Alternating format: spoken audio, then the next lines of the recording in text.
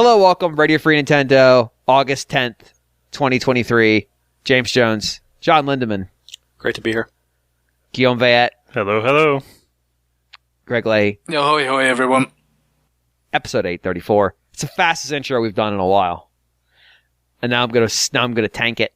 Guillaume, I was waiting on pins and needles for what your new intro was going to be this week. Yeah, no, we're back to hello, hello. Well, someone told me that it sounded like me, but did not, specify if that was a good or bad thing.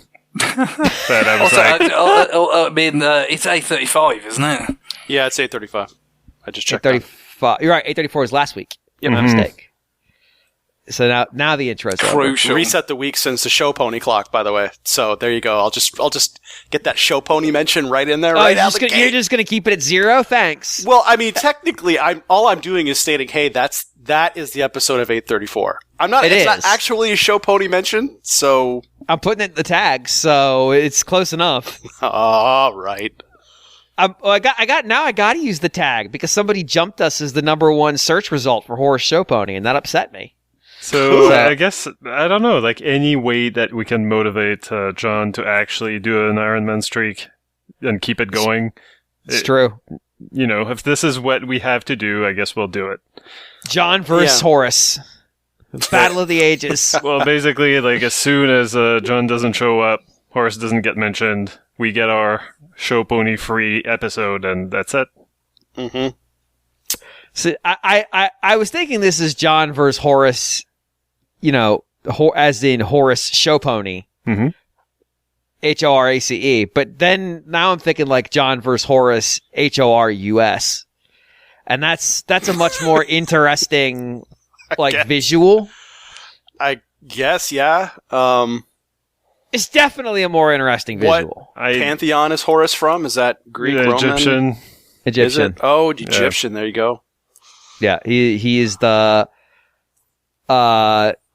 falcon god, essentially. It's the human body, falcon head.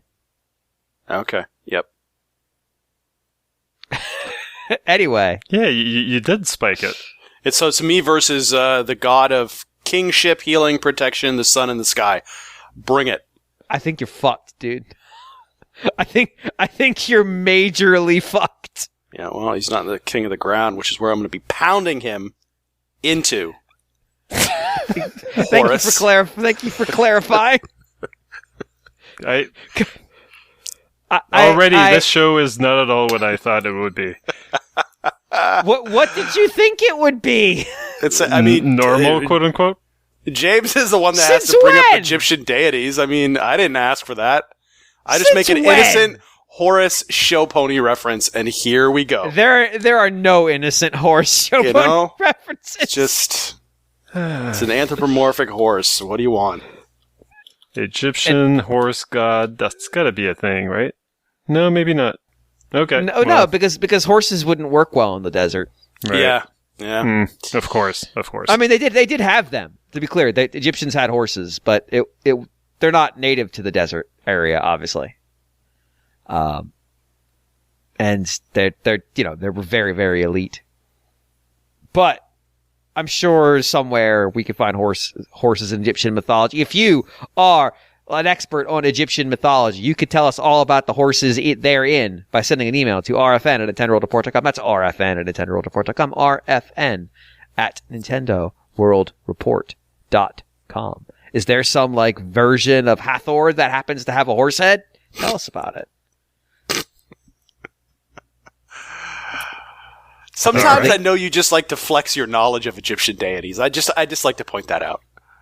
It doesn't come up very often. No, it doesn't, and I know you want to use it when you have that opportunity. I want everybody to know that Hathor was a goddess who I think is Horus's consort. I can't remember. Sure, you have it tattooed somewhere. I don't. I should. You're right. I should get all the Egyptian pantheon tattooed. I'm going to specifically target Middle Kingdom era Egyptian pantheon because that shit went on for 6,000 years. It changed over time. And now, go for the median, right there in the middle. We're going to talk about video games, apparently. I can't confirm or deny that that's true, but we're going to pretend. I don't know what anybody's going to talk about because I forgot to ask, because instead I was going to talk about scheduling who's going to host next week because I won't be here. We're going to figure that out. We're going to play a game show, but I'm not going to tell these guys the rules because I don't have them yet to figure out who's the host next week. So, in the meantime, new business. I am going to ask Guillaume to go first. Okay. Well, so, I finished Pikmin 4. I pretty much completed everything that I had to complete and that there was to complete. And I had gotten Pikmin 1+2 HD back when that was released a month before Pikmin 4. Do you know what's a game that's really hard to go back to after you've played Pikmin 4? Mario Party. No, Pikmin 1. Oh, shit. I had like a solid 1 or 2 hours of finding it absolutely unplayable. I was like, what is this? Like, my Pikmin keep drowning, or they keep getting, they're always on fire. I can't send them where I want to send them. They keep tripping. So you're just describing you're just describing an RFN recording, by the way. Yeah, sure. But it was, I don't know, absolutely not fun for, I said a couple of hours. It was probably more an hour. And then I put it aside probably, the next day I went back to it and I was fine again, more or less. Actually, I don't know, I went and played a little bit of Pikmin 2, which seemed to control better, but also seemed to, help me kind of find my footing again. And then I went back to Pikmin 1 and it seemed okay. But it's so different, the things that Pikmin 1 asks you to do, it's very much don't even attempt to get near water with your non-blue Pikmin. You should be pressing X to basically dismiss everyone, and they'll form a little group with their color of Pikmin, and then you call to you the ones that you want, and then you go near the water. And it's like that for basically every little thing that you're doing in this game. So it's a very different rhythm, you have to be more precise, but the controls don't really allow you to, because you lose, of course, the not the auto aim, but the sticky kind of cursor thing. You have to aim very carefully. The Pikmin will go to the nearest thing that you throw it at. And if you haven't been precise enough, it will go pick up, the red Pikmin will go pick up the blue pellet instead of the red one. Or will go, again, in water, or will go try to attack some enemy that you were not trying to attack. So it's weird. The controls are, take some getting used to. They're not very precise, but the game demands precision from you, but also demands that you be cautious even while the clock is ticking. So it's definitely a different kind of feeling from Pikmin 4, where the clock might be ticking, but you don't really care. There's no real risk of you sending the wrong Pikmin to do the wrong thing, because you know exactly which Pikmin you're throwing at any time. In Pikmin 1, it's really sometimes the color of Pikmin that you're throwing will change on you, because the right color of Pikmin doesn't happen to be right next to Olimar, as Olimar is yeeting Pikmin. And so it's, it's really weird. It takes, it definitely takes getting some used to, but once I was back, I found my footing again. I kind of enjoyed it a little bit more. I played a little bit the challenges, the kind of the challenge mode, where you have to get as many points as you can in the levels that you've unlocked. Somehow, the first time that I played Pikmin HD, I got a score of 215, and then when I went back to it this week, could not get even close to 200, and so it's just kind of mystifying just how bad I got at Pikmin 1 just from playing Pikmin 4, it seems. Then I went and watched a video of some guy kind of acing that first challenge level. And I was like, okay, seems like he was really good. Like, he was basically like correcting mistakes on the fly. Like, oh shit, I sent a blue Pikmin to pick up this red pellet. He would call it back even after he had sent like the red Pikmin was on its way in the air, to the red pellet. It was kind of, like impressive to watch. And I was like, okay, like now that I see how he's doing it, what his strategies are, I think I can handle this. And I got a score of like 140. Which was almost, 2/3 what I did, my best score. So I was like, well, fuck this.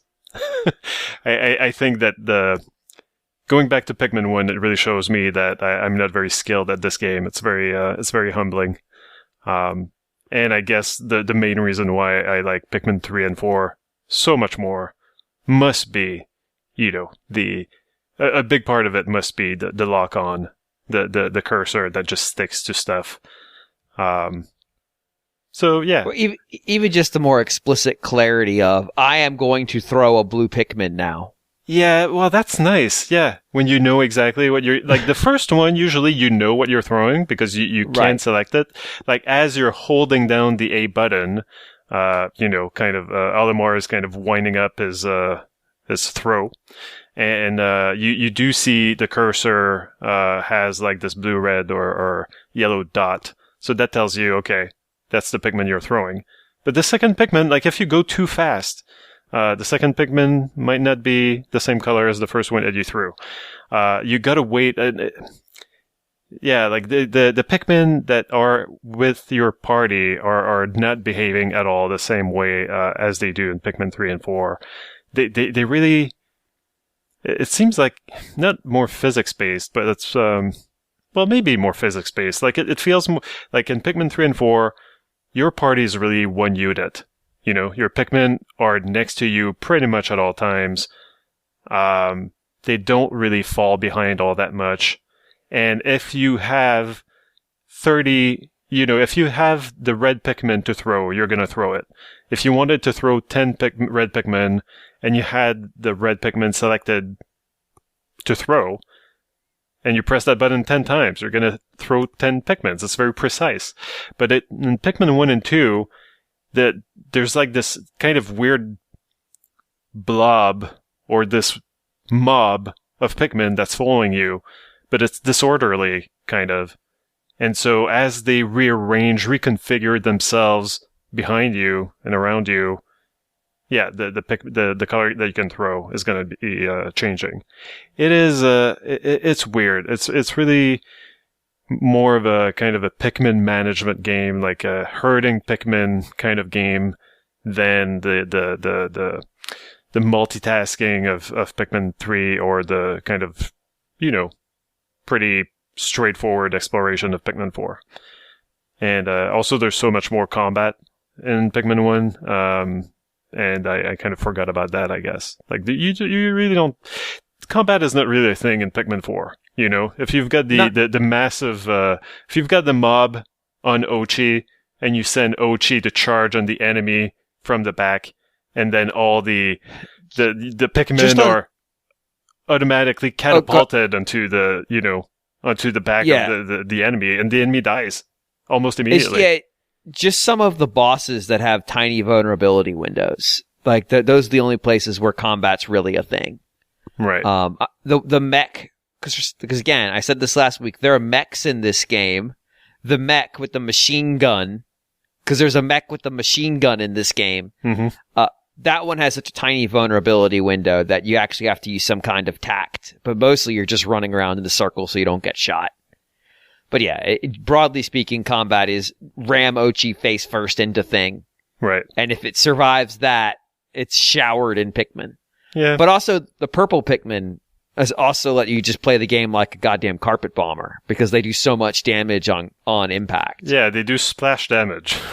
So you can just chuck a bunch of them to kill most enemies. Right. In fact, the first time I killed that robot, I did it by chucking purple Pikmin at it. I did want to ask you about this. So I like I said I would. I cleared the game just after we recorded last week. Yeah. And I got the big, stupid, heavyweight thing, which just required me go in and out of this tunnel over and over again. But I then went and did the Olimar stuff at the in the Olimar's story or whatever they call it. Shipwreck Tales. Yeah, I had forgotten the pressure of a deadline.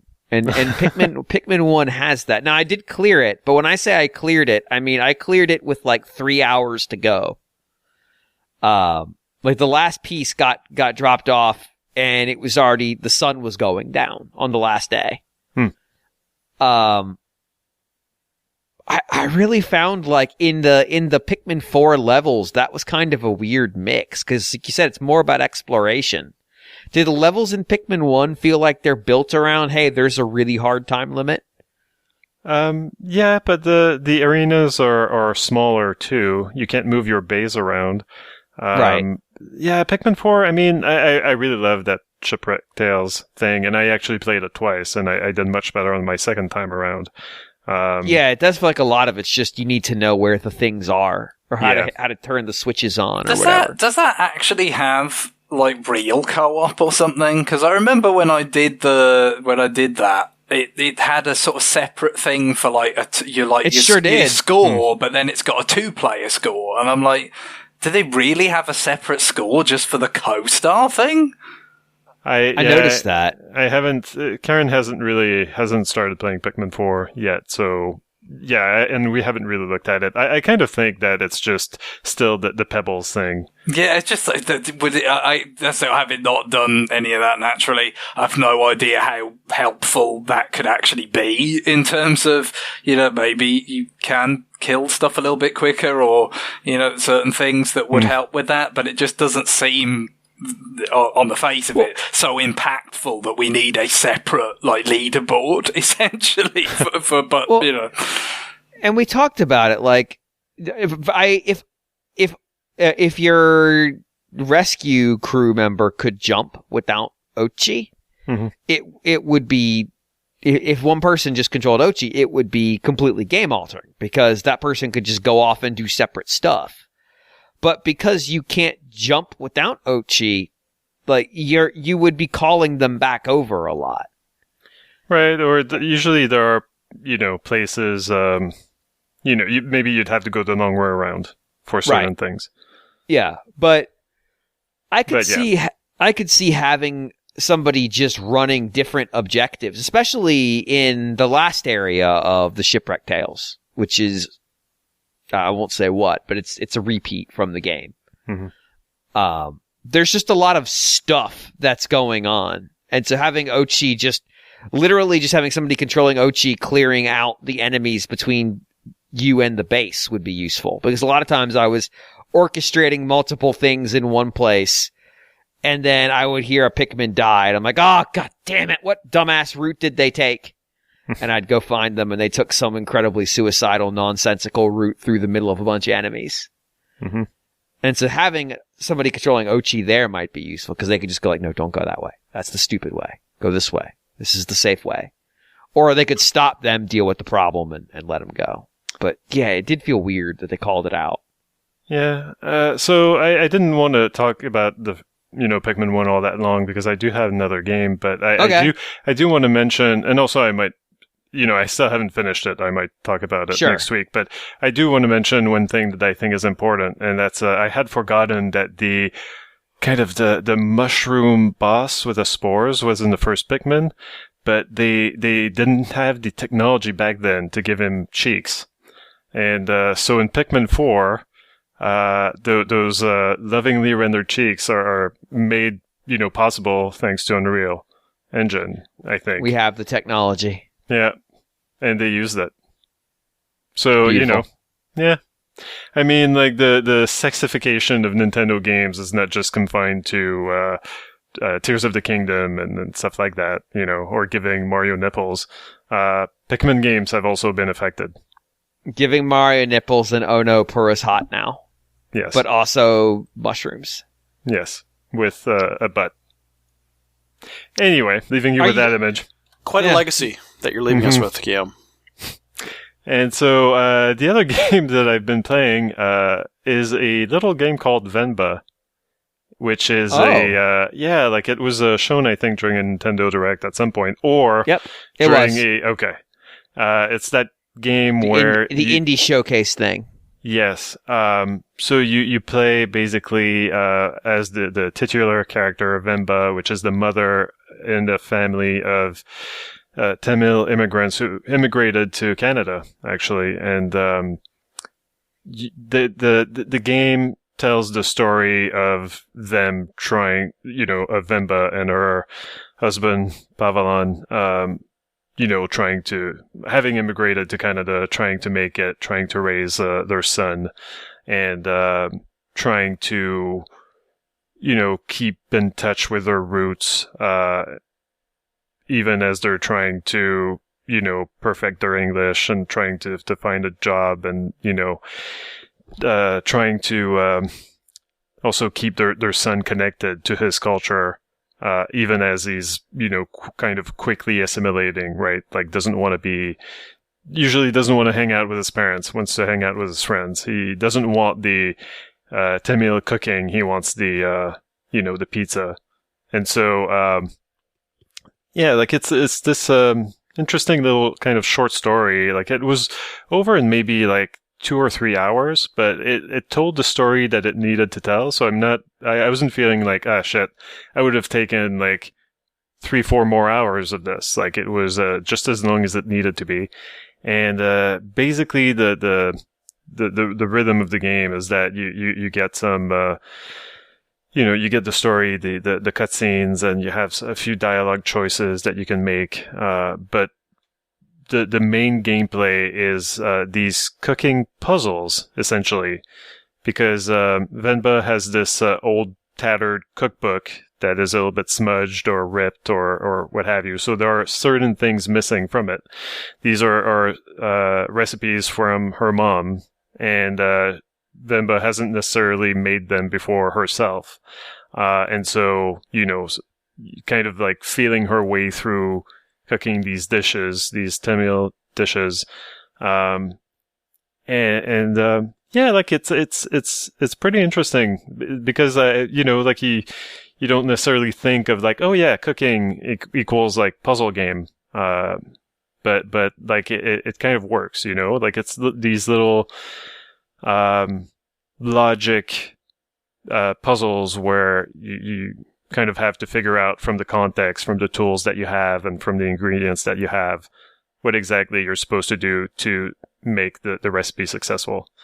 And the story is interesting because it does focus on her, on the first generation immigrant. And that's something that the developer said in interviews, like, well, we see a lot of stories that focus on the second generation immigrants, and we feel like the first generation immigrants have a cooler story to tell because they are the ones who, like in their 40s and their 50s, just uprooted themselves, went to a completely different country or trying to make it. And so, yeah, it's kind of refreshing to get that perspective. Instead of like the kid's perspective, for instance. Like it's it's really cool. And it's kind of actually the game doesn't like it's not edutainment, like it doesn't have like vignettes about Tamil culture, even though I kind of wish that it did because I know nothing. But I did go afterwards on Wikipedia and looked up a few things, and when you do find some more context for the game, it makes some of the scenes a little bit more kind of heartbreaking. Like the kid who, like, his refusal to commit to learning the Tamil language is more sad when you learned that the Tamil language is like a classical language in India. It doesn't have anything to do with the other languages in India, like no Hindi, kind of... it's a Dravidian language, so it would be... Yeah. Yes. Like, basically, it's as if, like, people were going around speaking Latin, over here. And yeah, so like he's not in touch with that part of his culture. Like his dad is a writer Like he wrote like books in Tamil, so like he doesn't have this connection with his dad. And yeah, so it's interesting, but most of the game, yeah, you really get to see the point of view of the mom, but also, yeah, you sympathize with her plight, and most of the game, as you see the little kid growing, or as Karen and I affectionately called him, little shit, you really wish that he did a little bit more to keep in touch with his Tamil roots. But yeah. Anyway, so it's a good little game. I played it on Game Pass, so like it's part of a subscription that I'm already paying for. It's a little bit easier to swallow that it's a 2-hour, 3-hour game. I don't know how it can't be all that much on Switch, but it probably plays better on the Switch because on the Xbox all I have is the gamepad, and you can tell that this is designed for a touchscreen. So, if you have the choice and if you don't have Game Pass, you might choose to play it on the Switch, where it just makes a whole lot more sense to use the touchscreen, I'm sure. But yeah, I really enjoyed it. Oh, cool. There's one thing I want to note. The on the surface, the art style is nothing offensive. Like it's very good. It's very colorful. It's very cartoony. But there's one choice I really disagree with, and it's that the edges of the characters of everything is this black outline, right? But the black outline is not straight. It's not pixelated. It's, I don't know, like it's almost like pointillism. Like it looks bumpy. Oh, I see what you're saying. Oh, what the fuck? And when they zoom in on something like a finger, it looks this. I'm looking at an electrical cord going to the cooktop, right? And it looks like the cord is furry because of the textured. So, yeah. Well, that's the thing, right? Like I'm having the same reaction as like the trypophobia. When you don't like looking at like small holes, like a texture of like composed of little holes. Anyway, look it up. Trypophobia. It's something. I didn't know that was a thing, but it might go in the TSI art now. Okay. Just thousands of little holes. Oh, great. So we're not gonna, so we're just gonna trigger a whole bunch of people who hate saying that stuff. The podcast feed's broken right now anyway, so at some point. Oh, okay. Oh, fun. Yeah. But yeah, like basically like looking at the edges of like fingers like that, it kind of like, I might have mild trypophobia. I don't know, but I do not enjoy looking at it. It just doesn't look good. Like, so it's not on everything. It's just on it's on the cooktop, but it's not on the pot it is slightly on the pot on the cooktop, but it's not black. It's blue, the outline. Right. But it's not on the measuring cup. Or maybe it is on the measuring cup, but it's so small. Oh, yeah, no, it is there. It's just because the image is small. Everything is like that. It's really weird. Yeah. Not on the knife. The knife blade is clean. Oh, good. Okay, yeah, they wouldn't want it to look serrated or anything. It would be silly. Mm-hmm. That is kind of a weird stylistic choice. Yep. Anyway, so that's it for Venba. I still recommend it despite the weird thing about the art. Venba of the weird texture. Yep. All right. John. Yeah, I don't have too much new. I did take a poke at, I turned on my Switch for the first time in a long time, and I checked out the Genesis online games, and of course, the one that's in there is, of course, Ghouls and Ghosts. And And, it's always interesting. Specifically the Genesis Ghouls and Ghosts. This is the Genesis Ghouls and Ghosts. Yeah, the arcade Ghouls and Ghosts you can get through the first Capcom arcade sort of thing. The one that has, I just remember, I think the first one's got the yellow logo, the second one's got the pink, and almost certain Ghouls and Ghosts was in that, as well as Ghosts and Goblins. So you can get that for not much money. But the Sega version was, at the time, regarded as a sort of, creditable port by Sega themselves, because that's how those things worked back then. It was still a really kind of an overhang of the Master System era, where Sega pretty much did all obviously they ported their own games. That was a lot of what made it onto, the Master System in the various territories, but they ported other people's games too. And there wasn't really a lot of outside development for the system at all. So it was kind of like that, but they made it and it was pretty well reviewed and stuff. But yeah, if you nowadays you can see how accurate it was for yourself, I guess. Yeah, it's feels like a bit of a mashup a little bit. I'm so used to the Super NES version that I just know that backwards and forwards, but this one is just, it's kind of a neat experience because it's similar to the Super NES Super Ghouls and Ghosts, but there's a lot of kind of differences too, just in terms of the level design, and you're going up and down hills. It seems like a lot more, I don't think it's actually as difficult as the Super NES one. It doesn't feel like it. It's got a different flavour to it. That's what I felt. The first of these games I played was Super Ghouls and Ghosts. Right? It was a very small child Christmas present for the Super Famicom, Super Ghouls and Ghosts. So I went back to Ghouls and Ghosts quite a lot of years later.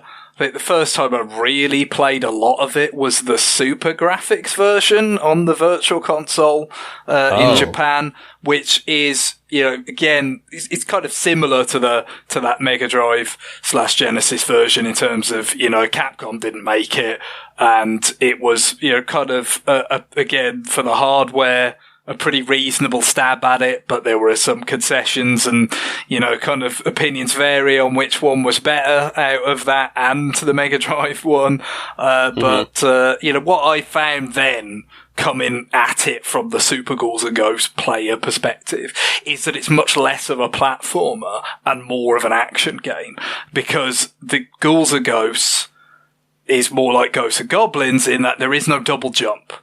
That was a Super Ghouls and Ghosts thing, and that made the game more of a platform game. Whereas the arcade Ghouls and Ghosts is... Don't forget, the original Ghosts and Goblins was kind of right at the forefront of the platform game. Like, the platforms didn't really exist that much at that time. Yeah. And this is round about the time that Super Mario Brothers is existing. There's the Pac-Man one. I think original Ghosts and Goblins was, 86? It might have even been 85 in some territories or so. So it's like, that isn't, like, in retrospect, it's not that much of a platform game in terms of you've just got this one pretty lousy jump, with this fixed distance. But at the time, it was kind of, breaking ground for a platform game. But then what the Ghouls and Ghosts does... It was 85. 85. Yeah, so what the arcade sequel did was kind of emphasize more, I think, the fact that, okay, now, with the next generation of Capcom arcade hardware, obviously, first of all, it's just going to look a lot better, much more elaborate sprite work, but also we could just put more enemies on screen, we're just going to throw more stuff at you, but you can shoot in more directions, like, crucially, like, you can sort of shoot up, and you can jump and shoot down, and that is really, really useful. But, like, in Super Ghouls and Ghosts, they took that away. You can't shoot up and down, but what you can do is double jump. So it's just like this almost like alternate reality. It's not a different version of the same game. It's very much its own thing, Super Ghouls and Ghosts. It's not a port, but it's like almost like an alternate sequel. Like, what if instead of, and we've talked about this a little bit with like Pikmin 3 and Pikmin 4, or, and the way that they're kind of sequels to discrete, like one of them is like, kind of a sequel to Pikmin 2 and one of them is the sequel to the original. Like, this just kind of feels like, what if we split off from the original Ghosts and Goblins and said, let's emphasize the platformer more? So I think if you like the more pure action, you might well like Ghouls and Ghosts more, because it's less about, okay, I've got this double jump which gives me more ability to like move in the air and stuff, but it's just weird. Like, it's so Super Mario Brothers. And it makes you more vulnerable too. That's the thing. Yeah, because that's the thing. A lot of times, if you use it willy-nilly, then you just give yourself loads of hang time with no ability at that point, having used the second jump, to change fuck all. And then you are just, waiting. Anything could happen to you, and you're not really, other than being able to shoot it right in front of your face, you're not going to be able to do much about it. Yeah. But yeah, it looks pretty good. I can't say that the music is quite as good as Super Ghouls and Ghosts. Nowhere near. Is it farty? It's a Genesis game. My recollection of playing the arcade version and the Genesis version, they're pretty close, because the arcade hardware at that time with Capcom, I think they were using a similar kind of synth in the arcade. So yeah. It might just be that more tinny sound to it. Yeah, it's definitely not like unfaithful, but in particular, like, it brings the spirit across, but it just like, it kind of sounds a bit wonky in the first place, and then maybe in the porting process it's just like an extra bit of sort of wonkiness, but it's pretty much the way it was. The Super Nintendo, what that was able to do with the sample based, some music rather than the synth, the FM synth kind of stuff that was in the arcade version of Ghouls and Ghosts and the Genesis one, is just bring that sort of orchestral feel to it, which is a good fit for this game, because it's horror themed, fantastical, like, it just feels right. When you get to Super Ghouls and Ghosts and you have that kind of orchestral feel, it just brings it all across a lot more vividly. Like the kind of, so I guess it's a little less whimsical than it's generally quite a whimsical game. This is a game where you will regularly be running around in your underwear, because it is quite difficult to avoid getting hit. But the Super Ghouls and Ghosts kind of straddles the line of like sometimes feeling more like it's trying to be legitimately like epic, because it's got more of that orchestral sound going on. Mm-hmm. Yeah. Some of the weapons are interesting too, and like just generally larger weapons than what you have in Super Ghouls and Ghosts. Like the axe is just massive. Yeah, the axe definitely. Yeah, I mean, it's like you kind of. And again, there are analogous sections, I guess, in Super Ghouls and Ghosts, but they stress different things. Like, there's a level in Ghouls and Ghosts where you are like, it's essentially like a vertical shooter, but just like really slow. So you're on a platform and it just gradually is going up, and a bunch of enemies are spawning around you. And, like I said, because you can just shoot straight above your head, that's a lot of what you're doing. And it's kind of, stressing that kind of thing. And I guess the analogous section in Super Ghouls and Ghosts would be the raft section of the pirate ship level, which is a bit like a really slow side-scrolling shooter, where it's not about, kind of shooting what's above you, but it's about kind of jumping over obstacles onto this raft and then shooting what's ahead of you. So they kind of, they serve similar functions different ways, but I think that's where the bigger weapon, like the comes into play quite nicely in Ghouls and Ghosts, because it's like, this thing has got big damage radius, so when you've just got a bunch of enemies spawning around you, you're not having to be pinpoint with it anymore. You could just kind of spam it and do pretty well. Yeah, and in Ghouls and Ghosts there are a lot more enemies too.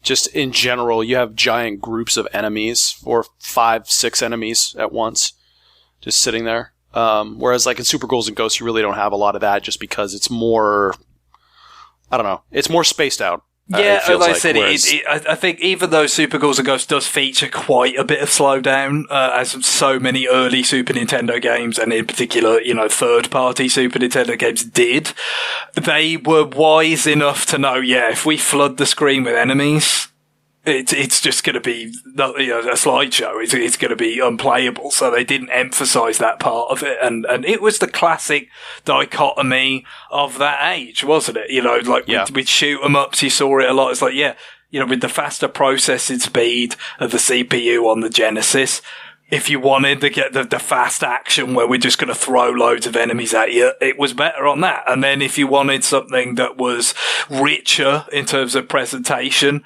and, had some fancy kind of, effects with the sprite scaling, rotation and all this kind of stuff, then the Super Nintendo was the place to go for that sort of experience.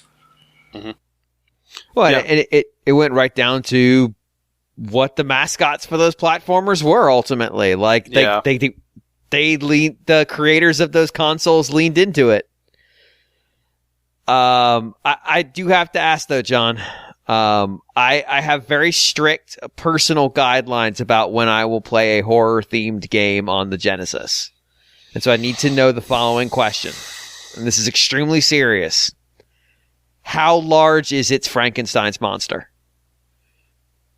Is there a Frankenstein monster in there? There isn't really anything analogous. Like it's more of a sort of fantasy. Damn it! It's kind of the dark. Sega lost their touch at some point. Yeah, well, it was ported Capcom's game. There's only so much they could do, and that the Frankenstein's creature thing in Bloodlines, that would have been just Konami's idea. They're just fucking around. I don't think Sega really kind of pushed them into that or anything. But I guess it's just like. I heard the kids like them big sprites. We'll give them to them. What if we made the Red Armor just fucking huge? There is a boss in the GBA version of Super Ghouls and Ghosts that is a giant, like a general, like a captain or something, Red Armor. That's pretty big, but it's definitely not as weird looking as that. 13-foot tall Red Armor. That Frankenstein's creature boss is very, very peculiar. But they got the two of them on there now. But obviously, there's a big span of time between those, was there? Because Bloodlines was quite late. Well, I want to say like 94 or something. Whereas this is. I think in Japan, where the Mega Drive, as it was called there, launched in 1988. This was like an 89 game, I think, maybe. Not that long after the arcade. So it was earlier. This is the point. Sonic wasn't here yet, right? So how were they selling the Mega Drive early on? It was stuff like Altered Beast. And it was stuff like this, those like flashy arcade games.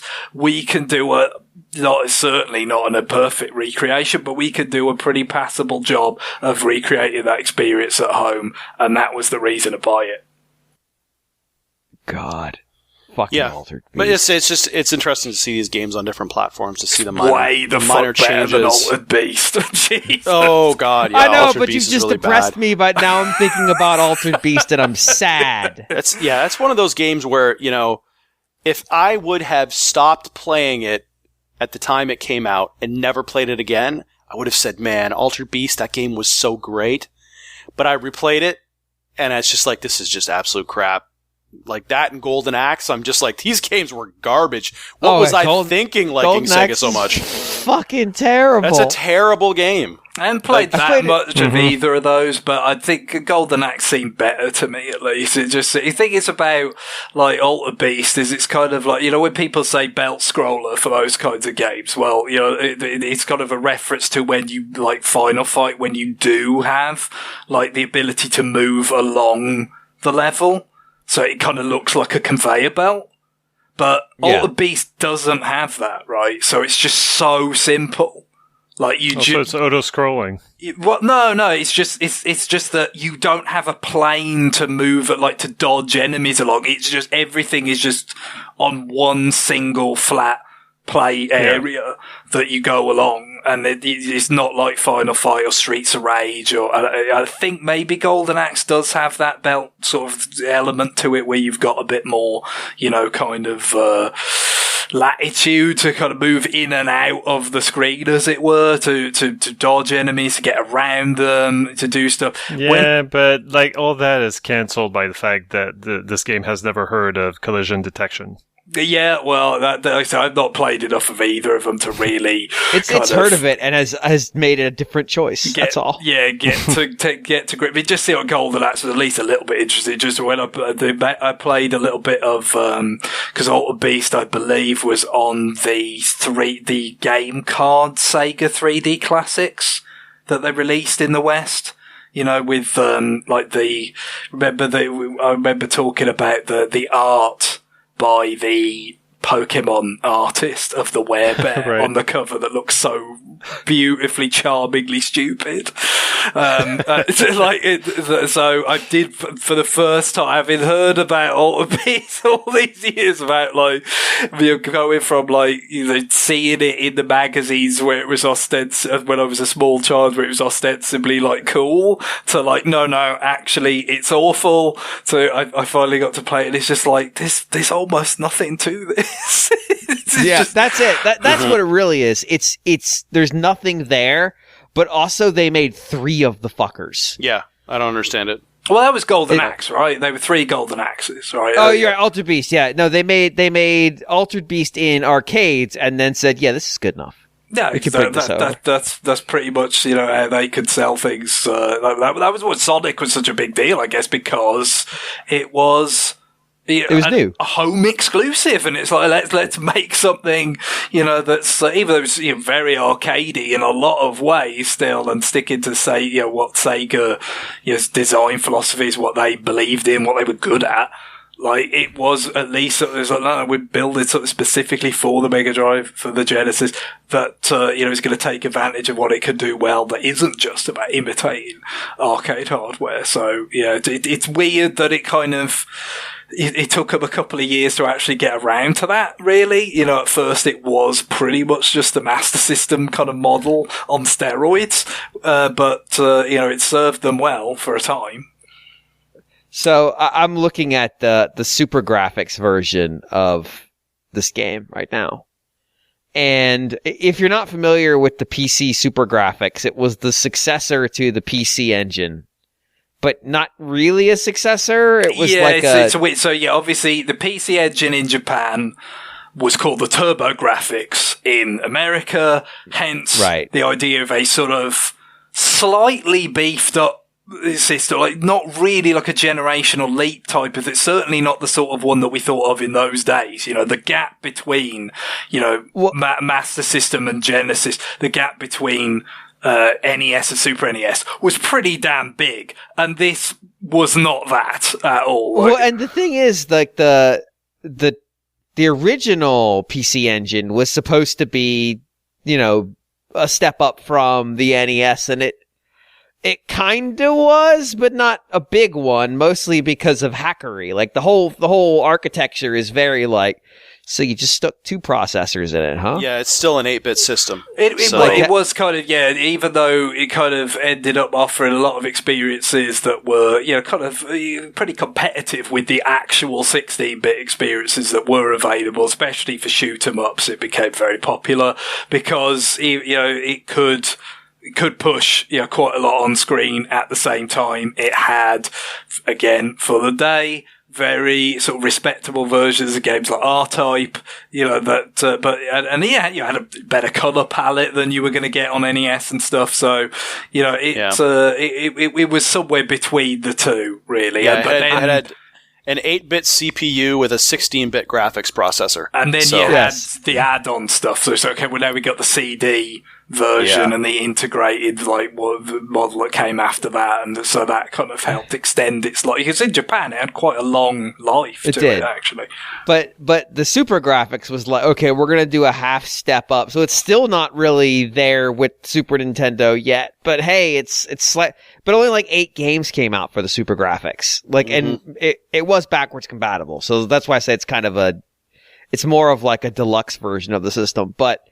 I can't make heads or tails of the Dai Makaimura port on here. It's is it better? It's in some ways it is. In some ways it isn't. So I feel like there's some part, having played both versions, and also the arcade version as well, but just kind of going head to head.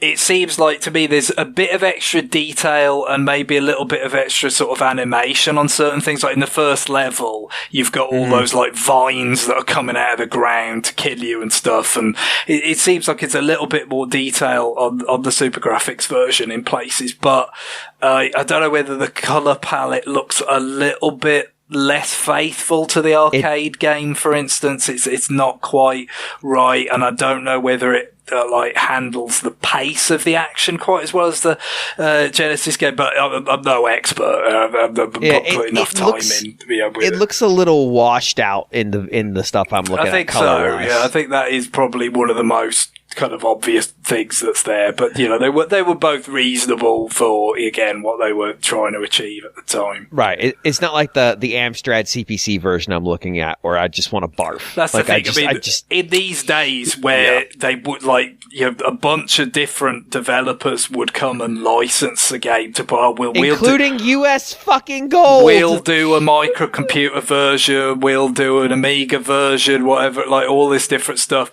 You had a real kind of spectrum of ports that just all these various different things that you could look at. So, it was very variable how quality, something might be if you got to play it out of the arcades at home. So apparently something I didn't know is that Ghouls and Ghosts, it was actually converted by Yuji Naka. So he was the programmer on that game. Wow. Yeah. So now I'm looking at Ghouls and Ghosts ZX Spectrum, which is not... Oh, yeah. Which it probably shouldn't be running Ghosts and Goblins, let alone Ghouls and Ghosts. But yeah, exactly. They tried I guess all the Ghouls and Ghosts ones everything. were done by Software Creations, I guess, whereas I think for Ghosts and Goblins, they were done by a whole bunch of different...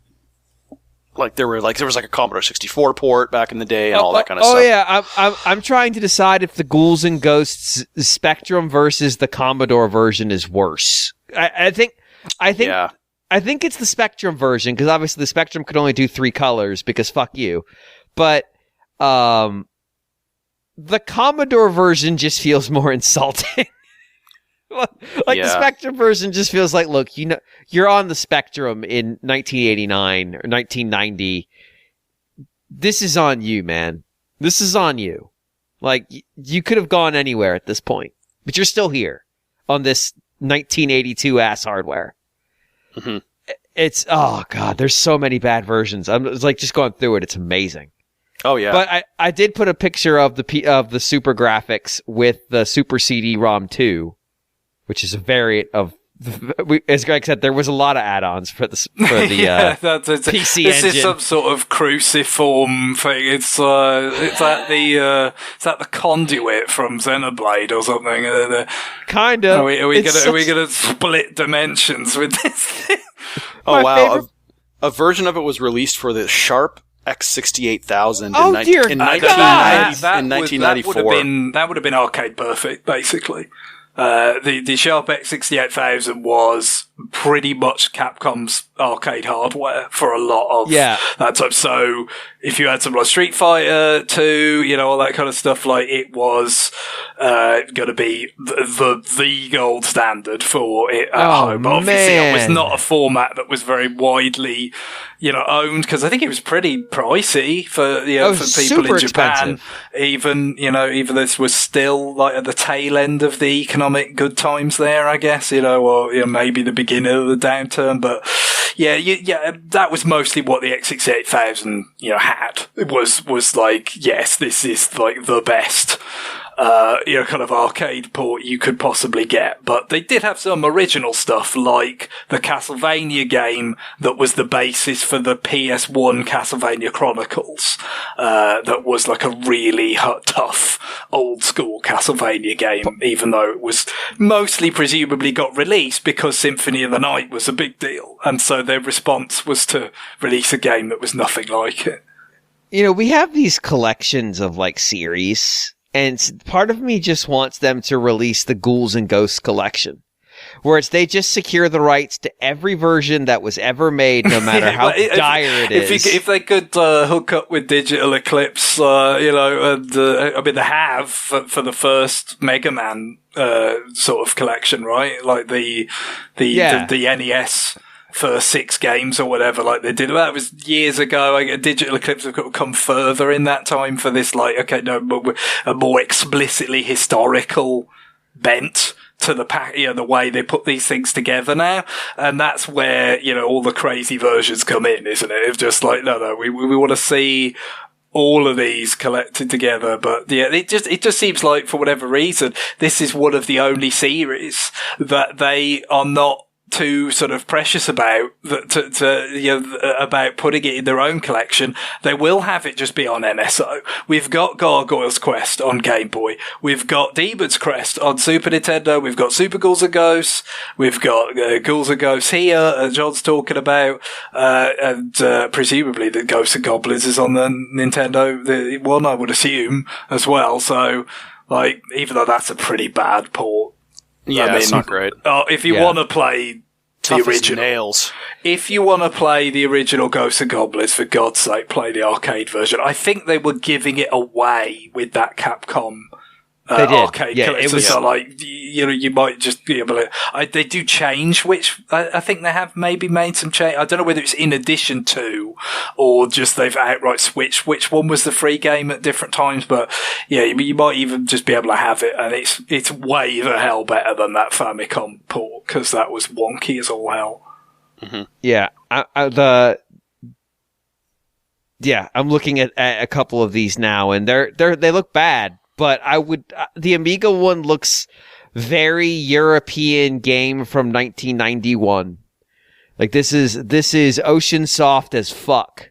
Mm-hmm. They didn't do it, but I'm just going to put it in the chat, and I want you to describe the giant 1/3 of the screen being saving computer usage by being a menu. Yeah, no, I used to see that, in the magazine. I didn't grow up with anything like microcomputers or any of that stuff. We were a console. Before I can remember, before I was born, my family had an Atari 2600. We just weren't that, the usual, the more common British household that had computers and stuff. We had consoles from the beginning. So I used to see those, like, images in magazines and be like, what? Why? What is that? Why do I want to look at that? Now, to be fair, eventually, you would get that with, like, Kirby's Adventure on NES, so, like, which, I mean, admittedly was a somewhat similar thing in terms of God, that game was pushing the NES as far as it could go. It was one of the last NES games, and it's just really, really advanced. And I guess part of that process was, walling off a certain amount of the screen for, you had to have a smaller play area essentially to be able to cope with what they were doing. But I was baffled by it as a child. It's like, this, why do I want this much of the screen taken up with, like, oftentimes like a portrait of the character and like a logo static and stuff? And it was just, yuck. I just love the pink font, the pink script font on green, like, glassy marble. Embossed. It's just so bad. It's so bad. Yep. This is, like I said, this is Ocean Games as fuck. Yeah. They're not even responsible for this one. And of course, the sort of licensing that went on in these days, you had some peculiar things, like with the US Gold, had the license to do ports of Capcom games quite a lot. And then in one particular case, like, it led to them making their own Strider sequel. They sure did. Like, that's just really strange to think about, isn't it? But I guess it's sort of like the equivalent of, in the old days, where actors would just be like, I'll just do, like, a bunch of commercials in Japan because no one will see them, right? Right. And it's like, well, then the internet comes about and everybody sees everything. That doesn't really work anymore. It does have that sort of energy to it. So, well, you might think letting US Gold making a Strider sequel would hurt the brand, but, no one's going to notice anywhere we actually care. So I think that's why you had this sort of quite liberal attitudes to, like, if that's, going to sweeten the pot in this licensing deal, the idea that you will one day get to make your own sequel if we're not making one of ourselves or whatever, so be it. Look, nobody. Yeah, you're right. In Europe, they get away with that, but there was no way in fuck anybody was getting a license in North America that would lead to them making Human Killing Machine the sequel to Street Fighter. Like that contract was not gonna happen because Capcom was like, no, that market is valuable. We're not going to let you we do actually that. care about how we look in that market. We're not going to let you put Shepsky, a German who throws bottles at you as he serves you at a table as a great, terrible, and his dog. It's not happening. Those aren't going to be fighters in your game, fucker. God, I wish Human Killing Machine would show up on the main stage of Evo. Fuck it. Evo should be nothing but like games where somebody walks up on the stage like, yeah, I'm going to play Street Fighter 5. Well, you're going to play a Street Fighter. Yes. That is correct. But not the one you're ready for. Yeah, they should have kind of like a random like 5-game gauntlet where where you don't know what fighting game you're going to play. And you just have to go in there and play it no matter what. And it should be nothing good. Well, that's exactly it. Yeah, it should be like nothing that's in all of the rest of the main kind of competitions. It should be he's thinking about garbage. War Gods. Got to be War Gods. Oh yeah. War Gods, Biofreaks, you name it. Never played it, but I do remember it getting absolutely eviscerated in reviews over it. And a lot of the N64 matches, they wanted to give you a good score. They wanted that much to cover. They wanted to big up whatever they could, but War Gods must have been so irredeemably bad that they couldn't do anything other than what they did. I want Death Cargo. That's the game I want in there. Oh. What a fucking nightmare. It's a FMV game that's somehow worse than that phrase FMV game makes it sound. But also the joy of like, you're just going to get handed some fucked up Jaguar controller and be like, here's the controller for this game. We didn't tell you what it is. Yeah, exactly. And you're going to have the competitor, as they walk up and are handed a Jaguar controller, a camera on their face projected behind them on like a 700-inch screen. So you can just see the dejection and the life fall from their eyes. Mm-hmm. That whatever they're going to have to play is going to be a fucking nightmare. And they know it. And there's nothing they could do. And guess what? Now you're playing, it's a 3DO controller and you're playing Way of the Warrior. Have fun. Yeah. Shaky Jake. Just seeing somebody grapple with that. That's the right word for it. Some of these older controllers, they would just be like, wait, what? Oh, God. Yeah. Oh. Here's Yi Kung Fu. We're giving you the NES Turbo advantage. Have a good time. Or play like Yi Kung Fu on the Commodore 64. That'd be just great. It'd be so funny. Hand them weird third-party controllers, like the Activator, the one that like traced your hand's motion for the NES. Well, and that's the thing. You could have each game behind like a curtain kind of thing. So you'd have each of them in the booth. You could have your two competitors and you could have them side by side in a booth, but the booth would be behind a curtain.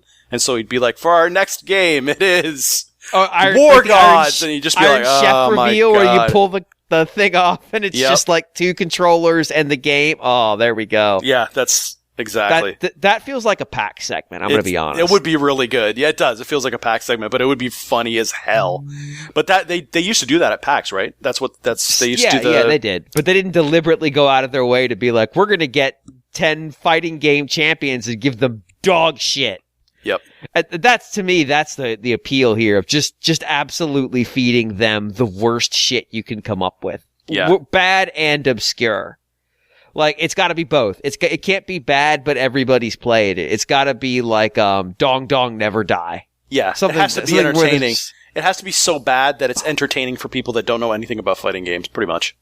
Yeah. There's this Japanese fighting game for the PlayStation where the fighters were just construction equipment. That's awesome. It's just stupid. But yeah, Ghouls and Ghosts. Yeah. Ghouls and Ghosts. Pretty cool little game. Interesting to see the other versions of it. There are ghouls and there are ghosts. Mm-hmm. I just watched a bit. I was entranced really by the video of an arcade long play, and I'm as a big fan of Demon's Crest. I was like, oh wait, that enemy actually was not invented for Demon's Crest. It's kind of eye opening to see just how much. Like I knew that the series were related, of course, because you're playing Right. as Firebrand, but I didn't know just how much they had taken from Ghouls and Ghosts, because I could never stand to play very long those games. But the let me post. So completely unrelated series here. Tell me where this is from. Like, that's Yeah. a fucking Kirby boss. Yeah, it is. Well, It's the that's before Kirby existed, so I mean, Krakow is just ripped off from that boss in Ghosts and Right. Ghouls and Ghosts. Excuse me. Yeah, that is, if anybody's played, this is the boss at the end of the level where there's a bunch of like platforms that are like tongues coming out Right. of giant statue, like towers with faces, like, and then I was gonna say, this game is a trip. yeah, it's pretty interesting sort of imagery, and they take it a lot more weird places than like Ghosts and Goblins. That was pretty kind of obviously it just didn't have nearly as much graphical horsepower to do interesting things. This has like villages on fire, giant slug monsters that are huge, that you have to like kind of scroll the screen just to be able to tackle the weak points, and like it's a lot of weird stuff. And that level, you kind of get towards the second half of it is kind of these tongue like conveyor belts also sticking out, and you have to jump across them, and then your reward for it is that. Yes, there's a Krakow from from Kirby before he existed, moonlighting as a Ghouls and Ghosts boss. Incredible. How fucking dare Capcom invent a time machine and go and steal Krakow? What It's true. What bastards! I did put BCV Battle Construction Vehicles image in the chat. That's a fighting game. I promise. That image that I have in the chat is in fact a fighting game. I don't know why, but it is. So yeah. It looks like one of those bad, Oh, it's bad. Well, AI generated wheat, Switch titles, I was going to go on a bulldozer rant. simulation, etc. Bulldozer Simulator 2022. Move the dirt and get paid. Construction Simulator Deluxe. Construction Well, you're good at Destruction this. Simulator. I've read a lot of fucking garbage ass titles, Kyo. I've read so many. It is becoming a problem because there was one this week that had the same name as one that already existed, and my brain, and from different companies, and my brain just said, nope, that's it. It's time to stop. It's time to stop processing information. You're going to go. And then I woke up and it was the next day. So I think I had a stroke, and now I'm here and we're fine. I think we're all fine. We're probably fine. But yeah, it was the second game called Prison Simulator, but this one was Prison Simulator Construction. I don't know. I don't understand. The world is fuck. It's it's a video game, allegedly. Greg. Sure. Yeah. There's not terribly much to talk about. Sort of just not been as busy with stuff to play after finishing up Pikmin 4. But a couple of things I'll mention relatively briefly. I think I believe Patrick's Parabox demo. This is another sort of Sokoban inspired game from Dragneck and Friends that I believe it was featured in an indie showcase at a certain point. I believe so, yes. Because the thing that I think you would remember, perhaps if you do recall seeing this featured or a trailer for it or anything like that, is the fact that, as we mentioned, there is quite a few games that have some sort of spin on Sokoban, the sort of box pushing puzzle game standard, essentially. But there's various different spins. But this one that's really quite kind of eye-catching is the notion of it being, as they describe it, recursive. So we actually have a sort of play field of the kind of the puzzle as a box within the broader playfield that you can move around and move in and out of to solve a puzzle that otherwise would not be something you could solve with the layout and the boxes that you need to get. You always need to kind of get a box or two or something like into particular positions, and then also get yourself in a position to solve it. And so the demo, has a decent number of levels. The first few are pretty, straightforward. Not really anything particularly that different from various sort of block pushing things you would have seen over the years.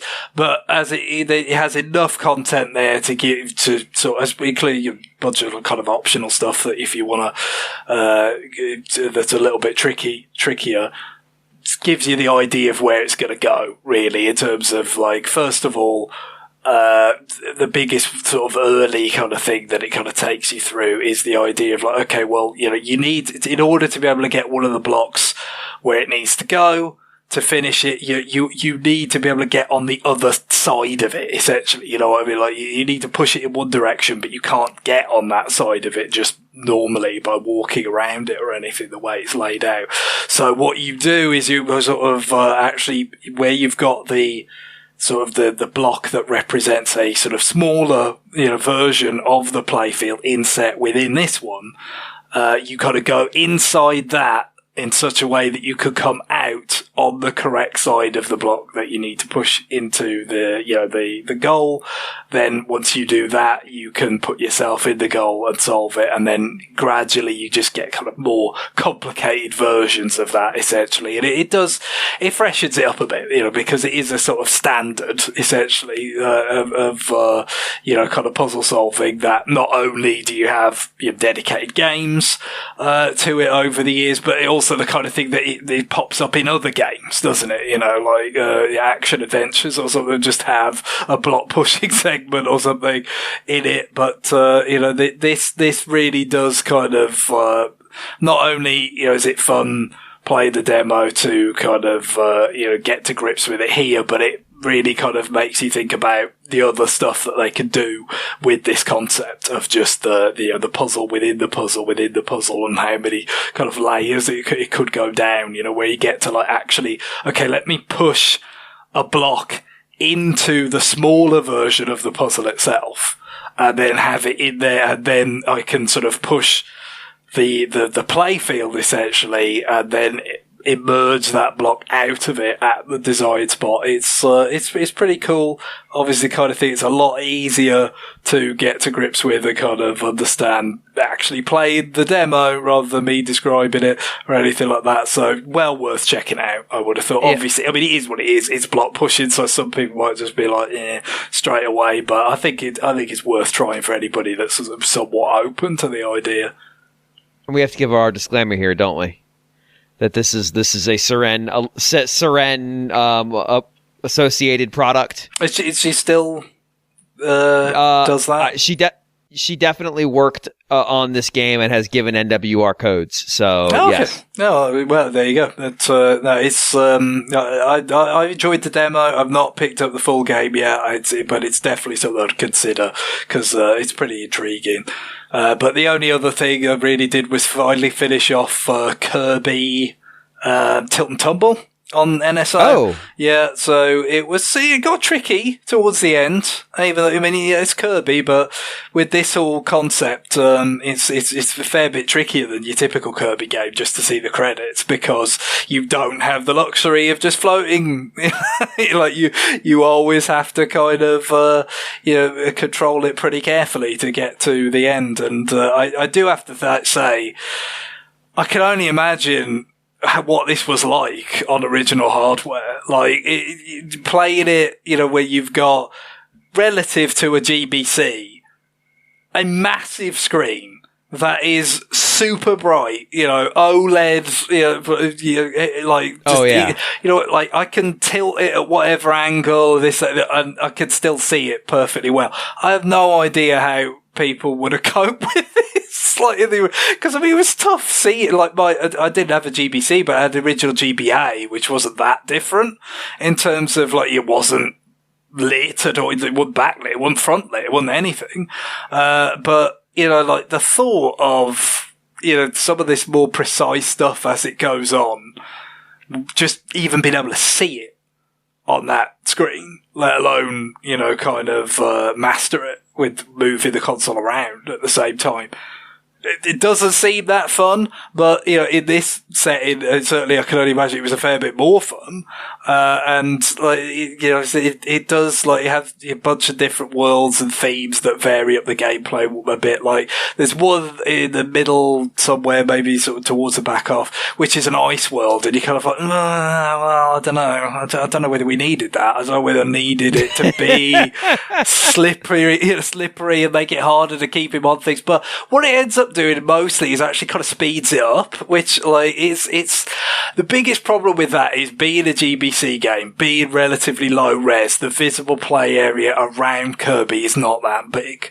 So speeding it up is a little bit of a problem, but I did kind of like it as well, because it just kind of it's probably my least favourite bits of it, where it's like really kind of slowing it down and okay, now move it a little bit, now stop, and then move it a little bit more. That stuff was probably, it's showing off the kind of level of control that you can reach with this kind of control mechanism, but kind of once you've done that a few times, it's not that fun to do. Whereas the more kind of going all out, high speed, just quickly react and tilt this way, tilt that way, it sort of reminded me of playing Monkey Ball at a certain point, which I quite liked, or certain levels of Monkey Ball anyway. So, it's not especially I can only see what original hardware wasn't entirely successful with what it was trying to do, I'm sure, but a really fun sort of little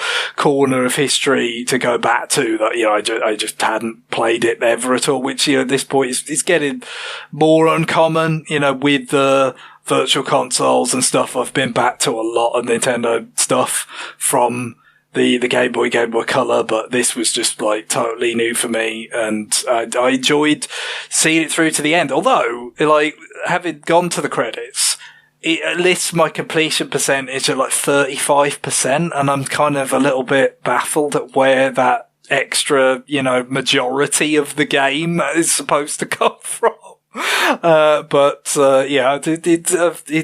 I roll credits, said game over, sort of the end. So I'm pretty satisfied for now, and I'd have to look into what the sort of incentives actually are for driving that percentage any higher. Oh, jeez. Well, I'm impressed you managed to get through that game at all, because at some point I just got tired of the fiddliness of it. So that's kind of by the World 2, I was like, you know what? I've seen enough. I mean, that to some extent, there's some truth in that, in terms of, I think you probably have got a lot of what you would get out of it just after a few worlds, in terms of, okay, how responsive is this? What kind of game design is it? You've seen a fair bit of it, and that is the sort of the beauty of a subscription service, is that you can just got to do that. Right. But there's enough there to keep going if you do take to it, because, like I said, there's some variation in the worlds. It's a shame about the bosses. There's a lot of repetition with, of all people, bloody Krakow. It's forget Horace. He's the mascot now. He's taken over, at least for this week. And, they just get some slightly different riff of the same Krakow fight, almost every time, I think, other than the last boss. So that's not great. So I think if you experience it the way Guillaume experienced it, you were pretty safe. You didn't do yourself out of some classic or anything, but I just chipped away at it really gradually over, a bunch of weeks, just clearing a level or two every now and again, and it was still kind of the odd level that I was getting to the point of, okay, this is getting a bit too annoying, and then every time I was really close to saying, it's not worth me trying and failing this many times, I would clear it, and then we'd move on. So it's a psychological experiment. Can't be that hard, because I'm pretty shit at it. I mean, maybe you're really good at it and everyone is shit at it. Have you contemplated that no one is good at this game? I think that's more of an application issue than it is a skill issue. Oh, no, I think that is the implication here. Yes, exactly. But you're right, playing this on original hardware, holy God, it must have just been impossible. Just like to the point where it getting released is almost we talked about this with that AR 3DS game that was in the Spirit Camera. Yeah, it was Spirit Camera, but Fatal Frame, series, yeah. It just doesn't work. It's like, how did it get out? Yeah, I don't know whether it's one. Again, we talked about this, with the Castlevania GBA thing. Of just like sometimes development hardware is different, and stuff, and it's just like, yeah, this kind of works in this particular setting that you're making it in, but when you put it out into the world, it isn't really going to work. Like I remember the Spirit Camera demo I think it was at PAX, and it didn't work there either. At a demo kiosk set up to show it off. Really bad for that, to be fair, doesn't it? It's just like I wouldn't be. But just with the way little I fiddled with the AR cards, just at launch of the 3DS, like. It needed to be ultra controlled. Like, okay, let me just clear this coffee table and make sure the lighting is good and for any of this stuff to even vaguely work. Maybe some people had better experiences with it and actually, tried it more than I did. But that did not give me the idea of what would be great for this AR stuff is something that's meant to be in low light because it's spooky or something. It just fundamentally seems quite misguided. This is the spookiest game you have to play in direct sunlight since Boktai. Jesus. All right, we're going to take a break because my new business was I played the Olimar levels of Pikmin, and I've already talked about that. So we're going to take a break, and we come back and do a little bit of listener mail, so stay tuned.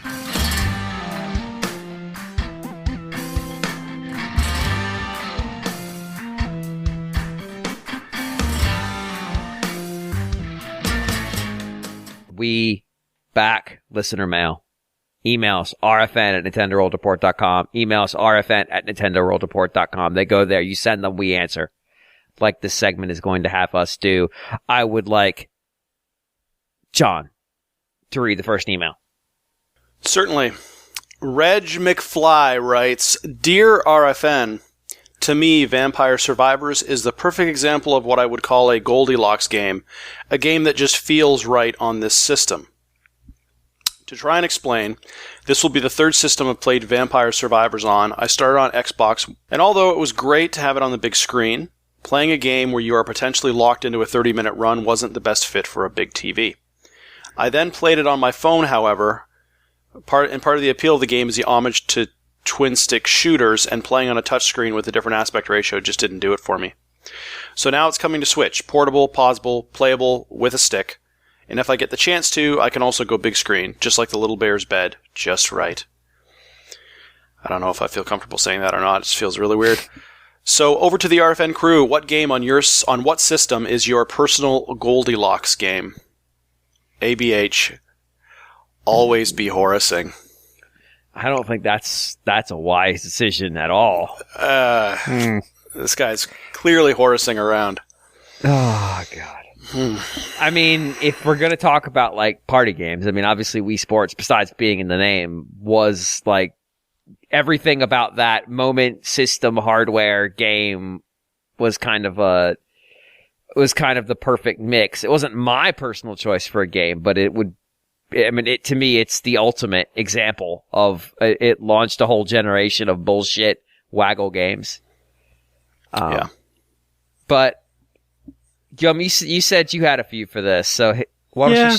Well, I didn't have, maybe a specific game in mind, but certainly there are genres, the obvious answer I feel, for the Switch has always been, RPGs, because you get to carry you get to carry a Switch anywhere, so long games that demand, hundreds of hours of your time are easier to get through if you're playing them on the Switch. Dragon Quest XI was great on the Switch. I can't imagine really playing it on a PlayStation 4. But also maybe something that someone might forget is the motion controls.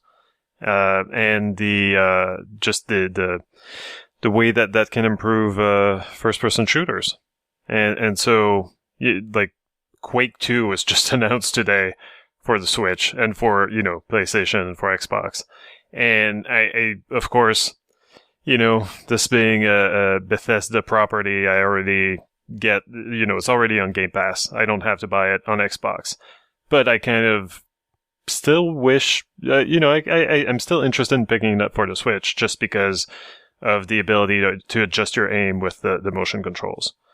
These games were designed to be played with a keyboard and mouse, and I find that I would really much rather play these games with a keyboard and mouse. But in the absence of a keyboard and mouse, I'll take some, motion control refined twin stick controls.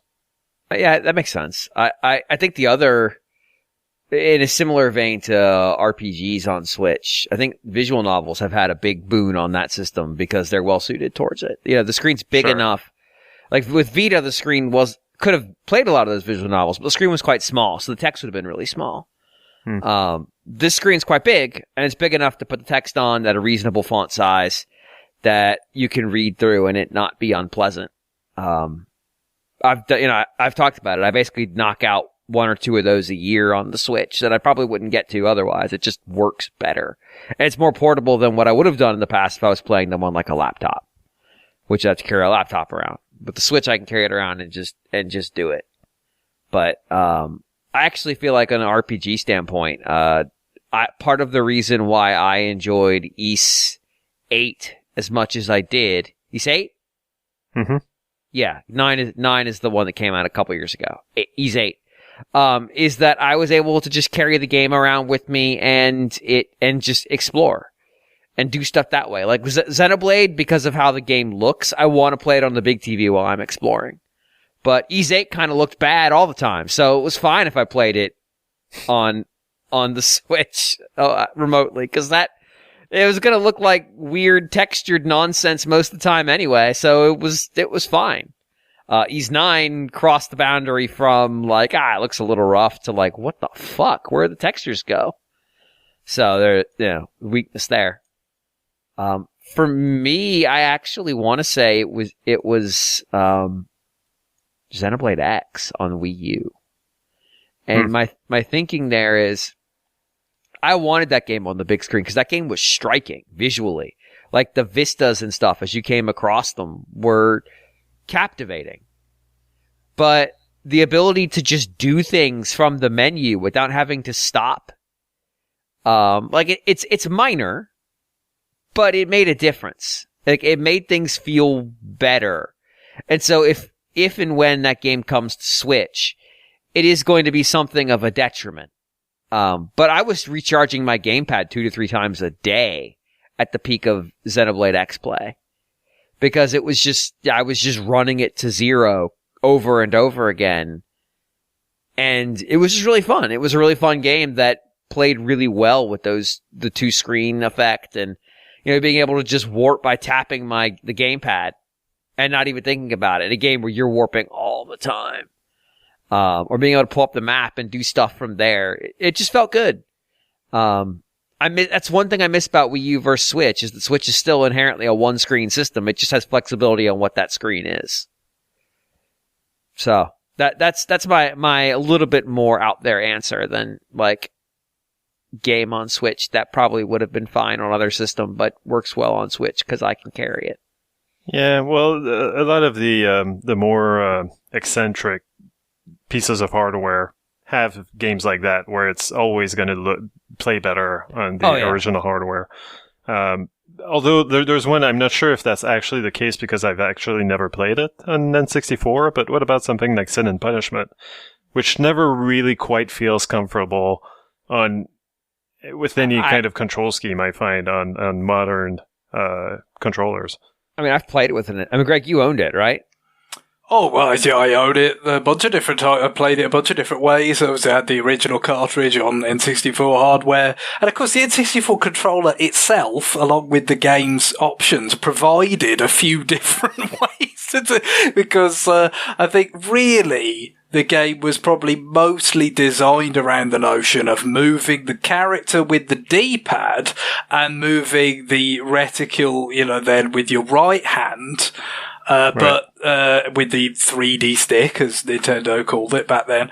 But most people didn't use the N64 that way. That was not the more default way was to hold the 3D stick mid prong in your left hand and then have your right hand use the face buttons there. So I think probably a lot of people ended up using it that way when, and that obviously was one of the main options that they provided, but I don't think it was really the probably what they began with. So, I mean, the thing is, it would have been better if the N64 D-pad wasn't just kind of as crappy as it was. I never really understood why it was as bad as it was. You know what I mean? This is Nintendo. They invented the D-pad. You had one on Famicom, NES, Super Nintendo. What happened? I know it's not as important, because, you're pushing the 3D and all that, but you still got it on there. Why can't it just be better? But yeah, I think that was probably the most natural way in terms of because the thing is doing it with, the C buttons, it's just rolling your thumb from left to right to change directions and stuff like that. Just when they're separate buttons, it's I've never been that big a fan of the PlayStation setup, with the DVO, because they always did it with separate buttons.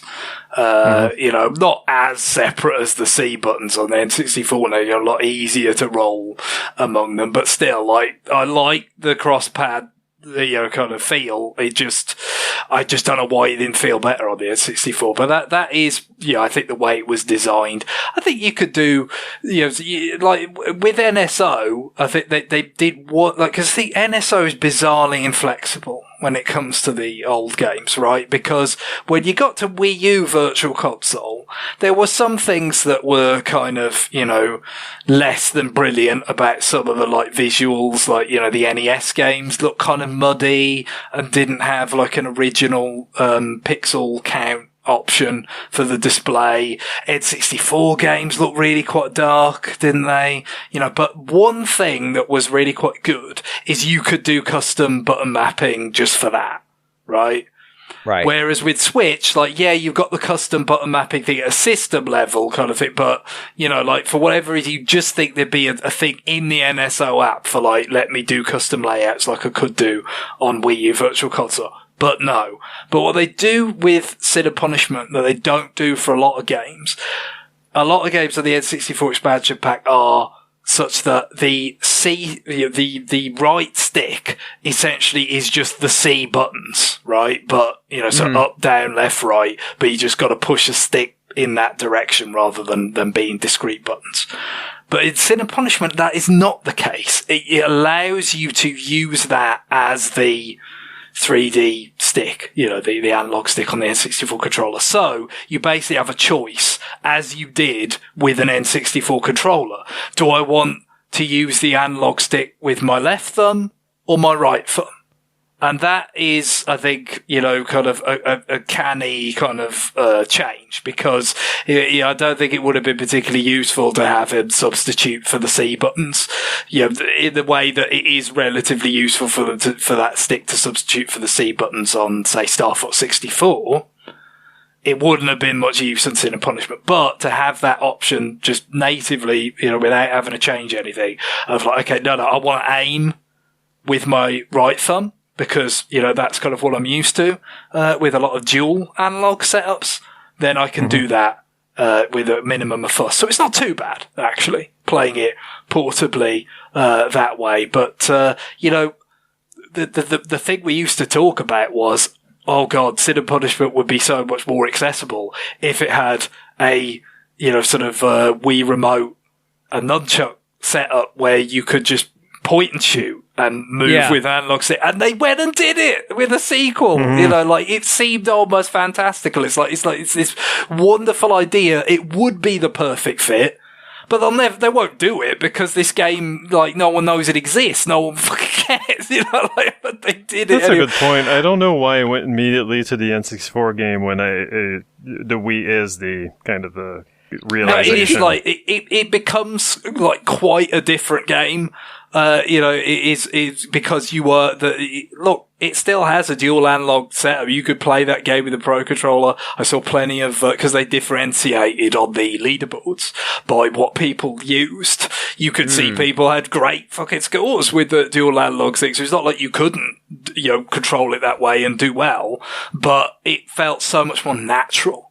With that. So did it show who was using tilt controls? Who had that the Wii wheel? Was the forerunner, I suppose. Yeah, the Mario Kart Wii came before Sin and Punishment. I want to see Sin and Punishment with Wii wheel scores. Yeah, you're psyching people out, aren't you, with that? Jesus, that guy got that score with the Wii wheel? Fuck.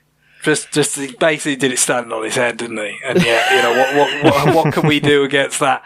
No, so I mean that was a case of like this style of game. As much as I love the N64 game, but like I said, the N64 game it is built around those limitations, but it definitely has more of that feel of people say about rubbing your head, patting your belly, or vice versa, or whatever, like at the same time, where it just kind of could get crossed up in your mind.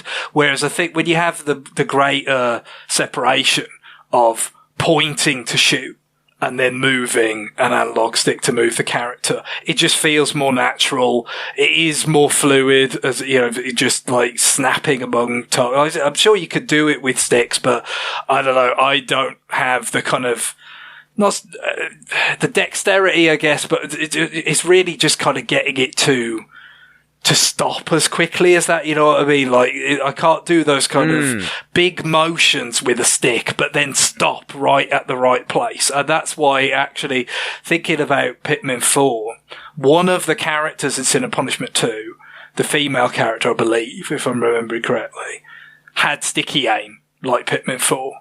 Right. For that reason, the kind of thing that I would struggle with. I was like, yeah, well, you move it a big way, but then it essentially stops for you because it sticks to a particular target. But of course, as we mentioned with Pikmin 4, sometimes when there's a density of targets, that presents its own problems. But with the pointer controls, it was great, and they just took it to a place where it was, and of course, the greater power of Wii and all that, there's just way more enemies, way more stuff going on, much more fluid, and just, a really, really great game. So, that's kind of an interesting choice. I mean, for me, the biggest thing, I feel like it's underutilized, but DS and Metroid style games, right? Like this is where they should have flourished, and they did flourish to some extent. There's a bunch of Metroid style games that you can think of on DS, but Metroid wasn't one of them. No, this is the crazy thing. Like, obviously, we got you had. I think the big thing is like you had the GBA Castlevanias, especially Aria of Sorrow is great. Wonderful games, but when you got to DS, and it's like you're like less time spent messing around, as you already alluded to, James, with Xenoblade X. Just having the map right there in a game like that, it is really nice to have, and it just seems to be like we missed out so much with Metroid, and even with Dread coming back as Metroid Dread, a Switch game, you can still see it. You could still see where it would have been better on DS. And how they were designing it for DS, because I think a lot of people you see sort of talking about the ME sections in the game where you've got the sort of indestructible white robot that's coming to kill you and you've just got to avoid it, or sometimes you can sort of have really super precise timing and escape from the instant death sort of thing if it does catch you. But people will talk about, this is like really tough or something. And sometimes advice that's offered is, keep your eye on the minimap. That's, how you can outmaneuver it.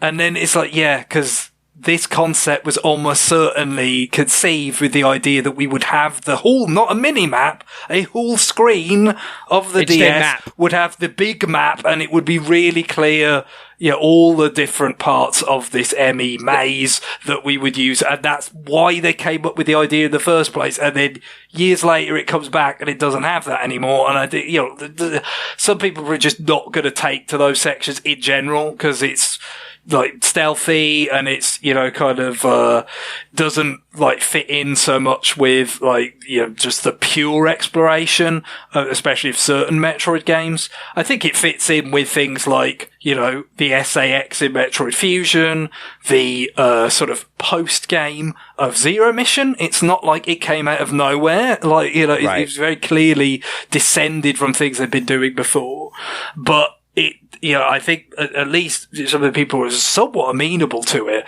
would have taken to it more if it was the way it was meant to be, with that map right there.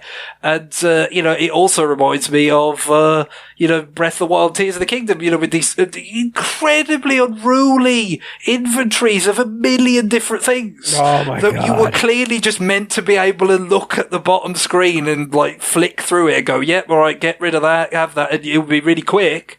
Like even stuff like Darksiders 2, the port that was like at launch of Wii U or whatever, like had this type of functionality. And of course, you know, they probably designed the game, think, oh, it's fine. We can have all this junk because you'll be able to sort through it really easy. And then the system falls on its arse and we never get that. And it's fucking worse in Tears of the Kingdom. I'm about to say, the funny thing is, Tears of the Kingdom is so much worse. They're just like, oh yeah, you know what? We never should have been worried about that. People will put up with it. Fuck it. Just stack it all on top of each other. You know, what if we come up with hundreds of more types of items, but also make you have to interact? You could with them throw them all. You could attach them all to an arrow. Whatever, you know. So it's funny how sometimes things get divorced from their original context. You know, that they wouldn't have kind of come up with this stuff without that, and yet it, you know, somehow, even if there are drawbacks, it works well enough that then when it, you know, like, no, we'll stick with this. We'll persist. You know, obviously some of it was marketing speak, but I think it was similar with, you know, 3D Land. It's like, oh no, let's actually just have a Mario game that isn't about spraying stuff with flood or punching and kicking stuff. Let's make it about jumping on their heads because we've got stereoscopic 3D. And then the stereoscopic 3D goes away and they're like, no, this is fine. Let's just keep having it be about Mario jumping on things' heads again, in 3D World for Wii U. So, you know, these things do happen, when it's almost like the reverse of like, no, it was just right. And then you went away from it because your hardware changes, things change, whatever. But I like Dawn of Sorrow, Order of Ecclesia, Portrait of Ruin. Like they were all, you know, I liked all of them to, you know, different extents and stuff. And you know but it was just enough to say, oh, the genre is perfect here. This is exactly it. And then we never got that Metroid game. You know, it's funny. I have an example of a game that gained a screen and is better off for it. So the first 3 Ace Attorney games, which were GBA games and got moved to DS for their Western releases, the ability to just go through the evidence at the bottom of the screen, even though it's, you know, it's a visual novel, it'll stop for you. It lets you see what somebody's saying and explicitly paw through your evidence to go like, hold on. I feel like there's something off here. Let me compare these things, at the same time. Like it does make just going through and just poking at stuff and interacting with the stylus on all the junk, just a little bit easier and a flow a little bit better. And then, you know, now that it's gone again, now we're back on single screen. I noticed it a little bit, you know, not a ton, but there were still moments where I'm like, boy, this isn't as convenient as I remember it being. And then it was like, oh yeah, because I'm only on one screen now. Cause even on 3DS, those games were still technically 2 screens. But I think the DS is probably a great system for this. Cause like I would even argue things like the Layton games or the Picross 3D games, even though I don't really care for it. Like those are form and function meeting on the system. Like all that touch generation stuff, like works. Yeah, or Etrian Odyssey. Yeah, I guess, I mean, Etrian is one of these things that they kind of, like, it started on the original DS, right? So, you know, they conceived it with that in mind, and, you know, it was, you know, the perfect marriage. Something like Picross is just like, yeah, loads of Picross games existed before DS Picross, the Mario ones on Super Famicom, the Game Boy, like all sorts. But yeah, like, I mean, I can play Picross with, like, moving with the D-pad and buttons or whatever. But yeah, I think I really don't think I would have taken to it the same way if it hadn't been for the stylus and Picross DS. Especially when they moved to Picross 3D. Yes, like that. That would have been miserable. But again, it's less surprising there because it's like, no, well, you hadn't made this game before, right? But that was one where it's like, okay, like I hadn't, like, I was aware of Picross, but I hadn't really played it before. But I think if I had, I would have been like, eh. But then when it got to the DS, it would be, oh, now I get it. Yeah, which I think this is the essence of the question. Is it's like, well, you glimpse the appeal of something in one guise, but when it has the right match, all of a sudden it fully clicks. So there was definitely some of that for me with Monster Hunter on 3DS versus Wii. Yeah, I think a little bit of the two-screen stuff, mostly the portability, was just like, yeah, okay. And game design stuff too, because they obviously were gradually making it more accessible every time they kind of iterated on it. But yeah, that was a big one of like, no, I kind of, I got it, I glimpsed it before, but now I'm all the way there. What about you, John? I would say for me, it would be, and we kind of touched on it a little bit. It would be like the retro collections. Like, the one that springs to mind is the Castlevania Advance Collection, where, I've played that on Xbox, and it just feels like I'm just way too zoomed in, just because of the size of the screen that's trying to be translated to the Xbox. And it just feels better. It just feels better on Switch, just overall. Feels like just more native. Obviously, those games came from Nintendo systems, so that makes more logical sense. You need harmony of assets, where it's not zoomed in at all. It's just a very big screen. Yeah, it just feels better on a smaller screen because it was meant for a smaller screen. So it just feels kind of weird, and also just being able to take those games on the go. It just the whole thing. It just fits a lot more than Then playing it on a big screen just feels weird to me. It just switches a whole lot better. So, and also the Xbox doesn't bring anything to the party visually. Like that game, I'm going to render this game in 4K. Great. Yeah, who cares? 4K GBA game, awesome. Yeah. Up-res so it looks like a goddamn tessellation. Yeah, and it's like your character is like your character's like 10 inches high. It's like, what? This is so fucking weird. Wow. It just needs to be on a small screen to kind of mimic what was going on the GBA. I think with the SNK collection, which is full of just the most fucking weird nonsense, just absolute like, who the hell put this here and why?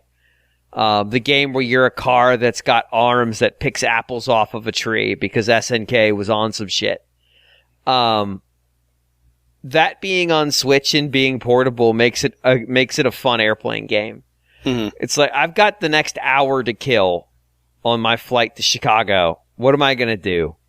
Well, what if I just poke through SNK's history and spend no more than 10 minutes per game on this stuff? Because it's going to make me insane if I spend more than that. Definitely, so the vertically oriented games, that you can have on Switch, you could either like put it on a stand or a flip grip type scenario, and then you've got like a proper aspect ratio, but it's still like on a portable setting and everything. Like that's pretty cool for stuff like pinball. And old shooters, all this sort of stuff, because obviously for me in general, and this is where Switch is oftentimes going to be that, as we already mentioned with RPGs and so forth, going to be that, I don't know if I would be able to enjoy this on X system, but on Switch I can. But it goes to another level with these vertically oriented things like pinball, for instance, because it's just like I played a ton of the Marvel pinball on 3DS or whatever, so it's not like I couldn't enjoy it, I enjoyed it a lot and played it a lot, but there's always this sort of awkwardness of just, it's inherently a vertically oriented sort of game. And that was not because it was essentially a port of like other consoles versions or whatever. It didn't do the Metroid Prime pinball thing of, let's spread a vertical table over 2 screens or anything like that. It was just one horizontal aspect ratio screen for the table, and it just, it's always a bit like, which kind of camera angle do you want to have? Because if you have the one that's kind of low down, you kind of feel like it's not like too zoomed out, but you don't appreciate the angles of the shots very well. But then vice versa, if you do zoom it all the way out, now on a small, not proper, not fitting aspect ratio screen, your view isn't that great. And it's just like you appreciate the angles, but you don't feel like you're actually seeing it that well. So yeah, getting the flip grip scenario for pinball is like really kind of really cool, especially when it's stuff that wasn't like, it's not video pinball really. It's like actual tables, right. Whether it's the Far Sight developed stuff, or now Zen are doing a lot of the old Williams tables and stuff. Like when you are recreating those tables that are they are that shape. It's just there's not really a great substitute for that. All right, I think we've pretty well covered this one. I'll read our last email because it'll be quick.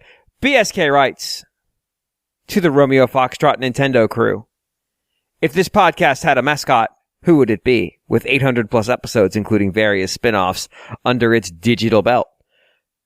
Could the inevitable season 6 of this podcast be the right time to introduce? I mean, season 5 has been going for like, yeah, I disagree with the idea that it's inevitable. I think like I've contemplated like on an episode I'm editing, just randomly declaring it to be season 6, but like in the middle of the episode.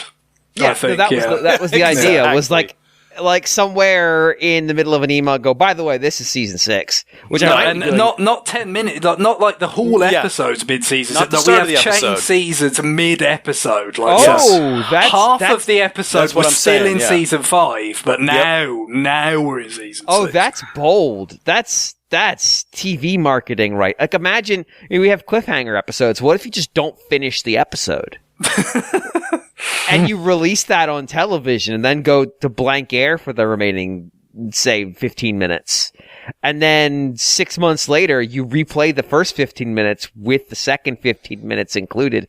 And you're the writer of the Xenoblade franchise, is what that is. But what if we don't get picked up for that other season? Like it's a gamble. We're gonna have to go to digital if you want to be truly great. We lose a lot of money. We're getting paid a lot per episode here. It's true. Like we're gambling. Like we're gonna leave our audience hanging for a resolution here, but we're not gonna get to finish the arc and like Arfin season. What are we, 5 right now? 5. We have 5. So season 6 is going to be like a comic book, and like that's lame. Yes, motion comic. I like to think of it not so much as season 5, but as the endless now at this point. That's what I would call it. I mean, believe it or not, to Guillaume's point, we do have a very extensive Rings of Power style $58 million per episode budget. Mm-hmm. Lots of CGI. A lot of it. Remember, we've talked about this before. The voices you hear are not the voices that actually originally scripted the episode. We hire voice actors to replace our voices. I am, in fact, an actor. You are hearing me act right now. All of James's inability to say things and stutter, I have to practice his stutter. So you're welcome for my efforts. And now I'm going to get fired because I spoke out of character. So it was a pleasure to work with you all, gentlemen. I'm actually being rendered in CGI right now. So, John has been a Vocaloid for 10 years, is what this is. The AI I don't want to mention John, it. I don't want to brag, but the AI John was pretty spot on, as I recall. Hatsune Jonku over here. Yeah. God, I've actually been on strike for the SAG-AFTRA for the past 8 years. Mm-hmm. It's the good You've news. You've been the one holdout. Yep. He votes no on every contract offer. what would our mascot be? I mean, lately it's been Horus. We've talked about that, but that doesn't really for this encompass episode. 800 episodes. For this episode, and presumably this episode only, it's Krakow. We've covered that. Yeah. Mm-hmm. Well, much in the way, like, why should we put more effort into this than Nintendo has with everybody want to Switch? You know, they took a what is the party store Halloween? Yeah, I still think it's a custom mask, but yes, it is. Then they've jazzed it up a little bit.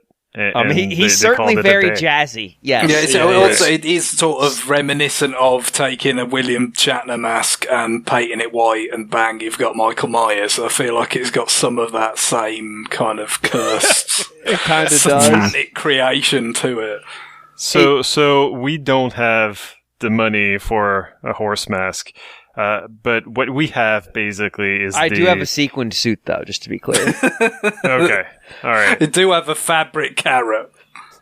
What we can do is maybe modify one of those rubber chickens that make a noise when you press them and you release them. Yeah. So that could be So that could be Arfin. Arfin, yeah, the Arfin chicken. So much work to get there. I know. I don't know. Sometimes, we would, Arfin would interrupt someone, and we'd be like, Arfin! Oh, God. I just like to imagine it's a sentient horn button on the middle of the gamepad controller. That's it actually wants you to press it so that it can beep. It's how it knows and engages with the world, is when someone taps it in its very unnecessary location on the game. I can't remember. Did that demo have motion controls? Oh, well, I think the gamepad was on a solid thing. Like, you couldn't move it around. What if they had made that game where you could play the gamepad like it was the Wii wheel? And then the horn button makes so much more sense. I don't think they did that, but they should have. Especially if you were playing it in handheld mode, so the whole world would tilt as you tilted the gamepad. Is it possible that we're our own mascots? That we've become, that by playing these characters for as long as we have, we've effectively become these characters. There are points where I'm reading a story about some fucking dumbass business idea, and I'm like, that's genius. And then I'm like, no, that's J&J Dream Factory talking. This is a stupid idea. This is a scam. This is some fucking, bullshit. We're going to make all of our employees wear the company polo, or we're going to fire them, way to jazz up sales at the goddamn shop to prove that we're not cheap. Oh, wait, we're extremely cheap. Well, I mean, I feel like there's always a certain process where you sort of start to make fun of something, and then eventually you kind of ironically love it. Horus. And then you actually start to legitimately like it. Horus. Yes, we're here. We're on the Horus train. We're definitely here. Well, that's where the saying comes from, right? Do not stare into the horse. The horse stares at you. It's the Horus cycle. It starts at revulsion, then it moves to curiosity. Yeah. Then it moves to pure agapic love for the horse. Yeah, it's similar to Stages of Grief, but with a horse. Stages of Horse. Someone's already done the Photoshop of the sort of hallucinations in Twin Peaks where the white horse appears, but it's just Horace instead. Just standing there, chilling out with his purple blaze dinner jacket on or whatever. God, it's funny you mentioned that, because somehow I happened across the fact that there is a fairly lengthy Sesame Street Twin Peaks parody. Oh, nice. The small children will get that. Yeah, that's so weird. God, he could have been. Horace would have absolutely been in. I'm trying to remember what the Red Seeds Diary is the name of the game in Japan. I'm trying to remember what it was in North America. I've played it. The game that's definitely not inspired by Twin Peaks. Oh, a Deadly Premonition. Yeah, Deadly Premonition. Horace absolutely feels like a Deadly P riff on on something from Twin Peaks of like, well, they had a person carrying around a piece of wood. I'm going to have a person who wears a fucking horse mask all the time. Yeah, and just it doesn't take it off anymore. It's just like, we went 3 steps further than those cowards making Twin Peaks would ever go. Pre Horace, I mean, maybe Tatsu would have been the mascot, you know. It's just Tatsu's up there. He's squarely, like, more than any other Nopon in any other games. He's just like a mascot, isn't it? Like that is that character. He doesn't do anything. All the other Nopon at least do stuff. Only really exists just to be there for the cooking puns. Well, and the Nopon really themselves are mascots in that game because their role they usually fill is replaced by, I couldn't remember their name last week either, that other alien race, the one who decide to just crash in New LA and put their ship above it, play their shitty music and eat all the pizza. Like, they're sort of living in the Nopon niche as it were. This the Manon, is it? The ones that are like little Gungans. Yeah, the Manon. They're effectively taking the annoying mascot role from the Nopon in this game. So they kind of push the Nopon into the side. Well, they're almost a kind of like, to some extent, sort of almost like a Xenoblade seal of approval, isn't it? Because it's so different in so many other ways. Right. It's this is like Chocobos are a mascot for Final Fantasy, right? Whereas, like, well, a lot of the Final Fantasy games don't really have much in common other than the presence of characters like Chocobos, Ghouls that are like these sort of mascots that recur regardless of how different everything else is. So it was, very much moving them into that kind of territory. I'm going back through the TSIs to see what themes are popping up to see, because I've got like over 200 episodes of them at this point. Like, what's the point where I did something that shows up a lot? Besides the fact that at some point I canonicized what our characters are, so they're showing up a lot, obviously. Seagal's shown up more times than I expected. That's not something I was prepared for. Oh, yeah. Shit. I can see that. I don't know if it's Seagal though.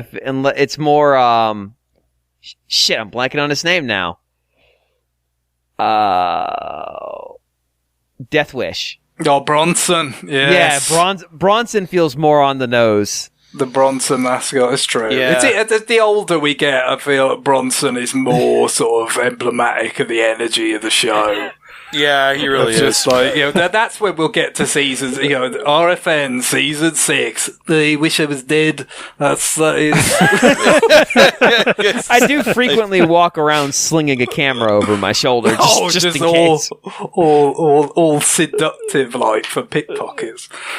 I did also find that I made a TSI back in April of 22.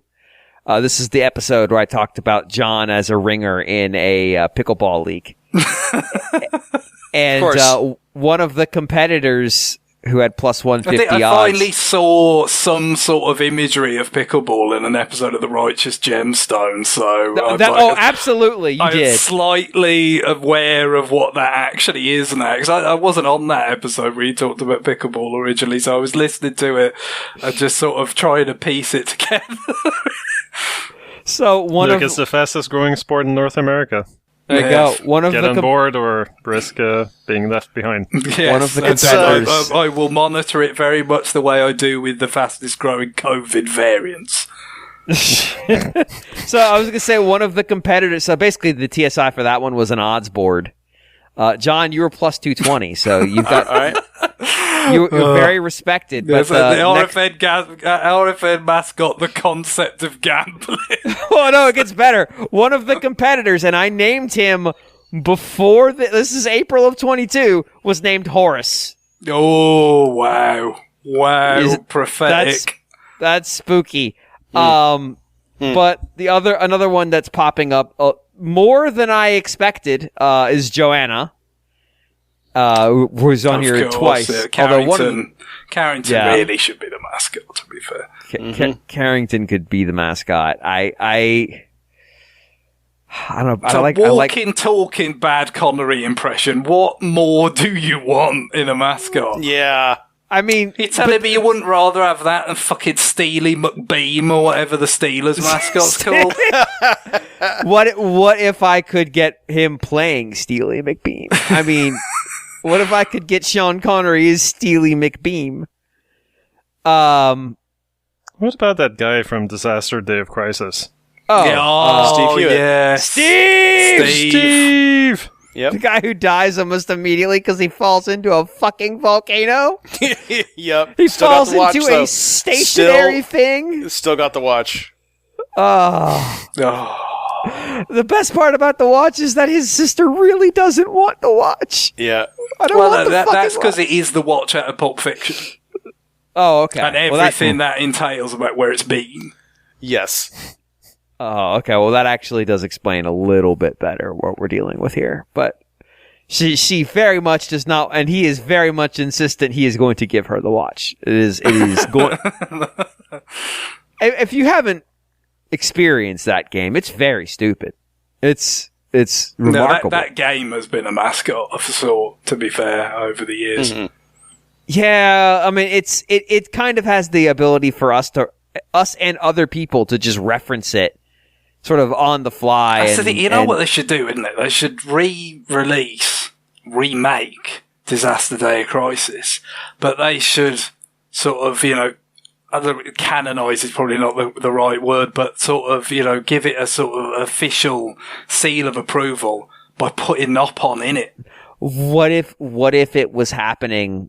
The events of that were happening during the war over the artifacts, the low orbit station, Yeah. or whatever. Yeah, yeah. So like on the ground, because they talk about how shit was pretty fucked on the ground at that point.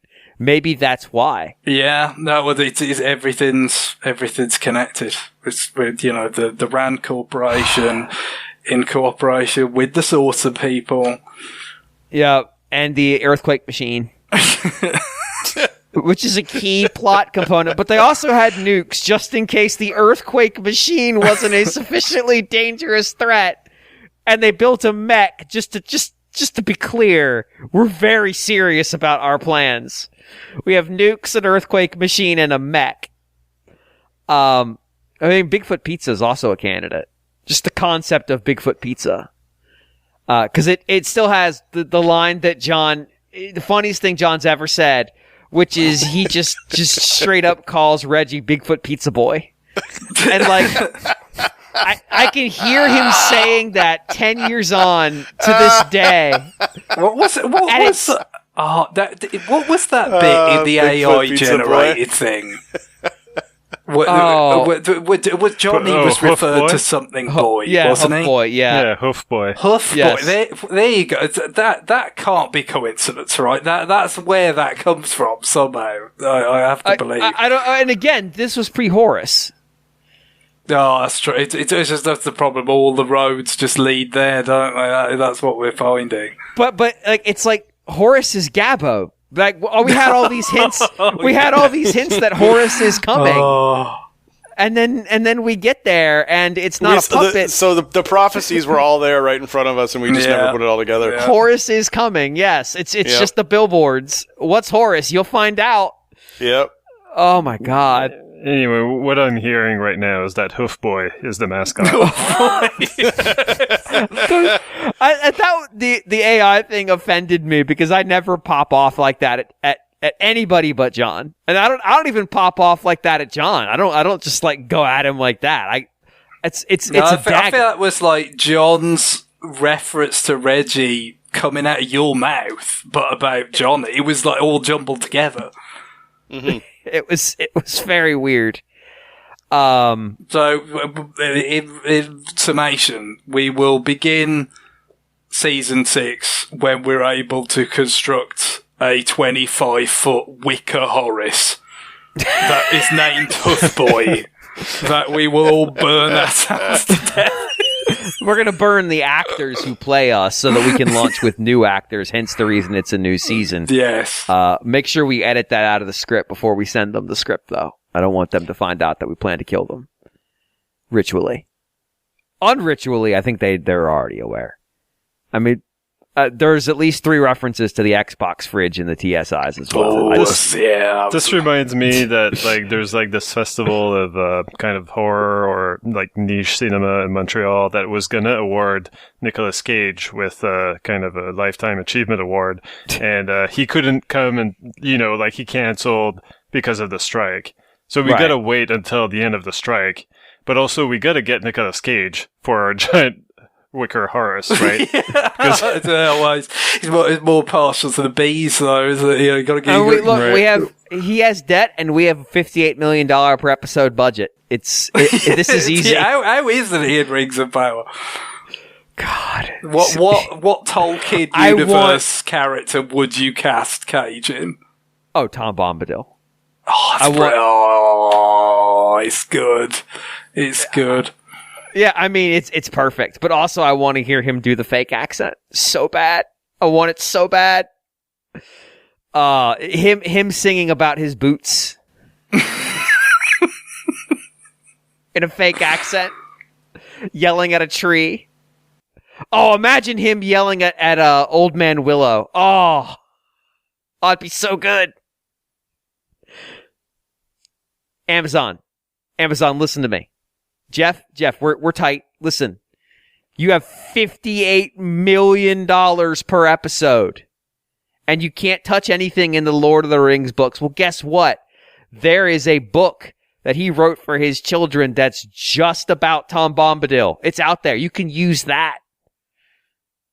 $58 million. And look, you're a billionaire. Just tell Cage you'll pay off his fucking tomb. You'll pay for his pyramid. You will be the guy who paid for Nick Cage's pyramid forever. Do it. Just do it for the laugh. It'll be great. Just do a whole season with him. Be perfect. Keeley is also showing up a lot. Like a lot. So our alternate version, Keeley specifically. Yes. Yeah, it was another timeline. The non-COVID timeline. The better timeline. Ostensibly better, but actually it turns out it's worse. I don't know. I think a cruise ship being sunk would be pretty fucking sick. So far, it's worked out great every time that happens. So, I mean, I don't know. All right, yeah. Horus has very quickly shot to the top of the list in terms of TSI appearances. Yeah, he really is a phenomenon. It just works so well. He's changed the game. I mean, what can you say? The thing is, he's really easy to put into a 600 by 480 pixel image. Yeah. Like, you have to understand, I'm working with a very limited real estate here. I gotta make the joke work in a very small space. And Horus is very easy to do that. Although the dramatic shot of Mr. EAD I used for the F-Zero one is also pretty good. Where I turned him into like an Italian film. So Mr. EAD could be the anti-mascot. Just turn it off. He's here. All right, well, that is, you can send your mascot ideas to rfn@attendworldreport.com. So who do you think is our mascot? What manifests RFN to you as a living entity with whom you could interact and or buy merchandise? And we will hold the auditions as soon as, like the union, that's us, basically. I'm going to union bust here. I can only assume it would be every bit as harrowing as the Miike movie audition. Oh, God. I'm not allowed to attend auditions anymore. Lawyers advised me not to speak about it. But hey, you. Next week, I'm not going to be here. Probably not. And so I told these gentlemen before we started that we were going to figure out who's going to host the show next week. And I decided to do it based on who made the most obscure reference. Which is an interesting challenge this week because we went way sideways when we got to Ghouls and Ghosts and Goblins. So that made it really difficult to judge. It's somewhere in my notes, though. I wrote Guillaume was the winner, so I don't remember why I wrote that down. But congratulations, Guillaume. You're the host next week. Thanks. So, on that, Greg, what is our music to conclude the show? Well, we had a request in quite a few months ago, actually, from someone identifying themselves with the sign-off "Happy Tub Time." Is Tub Time a mascot? Isn't it the concept it's more of a concept. It's a lifestyle, more yeah, so than anything else. But being in a bathtub. Is there another mascot character? That'd be a lifestyle. I mean, I guess minor league baseball. There's definitely would be a Tub Time as a mascot. Just like a Vita in a waterproof container. Is that a mascot? I was thinking it was more like, those horse costumes where it's your legs coming out the bottom of the horse. Yes. It'd be like a clawfoot tub, but it's your legs or the claw feet. It's a 2-person costume. Wow, that's So elaborate. it's got rareware googly eyes. Yeah, I mean, why not? It'd be cool, wouldn't it? Yeah, I'm not convinced Tubbo's not actually a rareware character. Yeah. But it's probably just like a fat walrus. I'm thinking of Logo, the bloody toilet, but yeah, it might well exist. But yeah, that is how the person in question wished to be referred to. It was a question originally that was that you answered yourself and John on the episode at the end of April, the live one, about music and games and stuff. But the request was for something from the Pokemon Scarlet Violet soundtrack, and we've already used a few. Basically, it seems like I guess there were some things that not everyone responded that enthusiastically to in Pokemon Scarlet and Violet, but the soundtrack seems to not be something that people could get behind, because we've had lots of requests, we've used some of them already, and I kind of wanted to space this out a bit. But with the Pokemon Presents this week, talking about the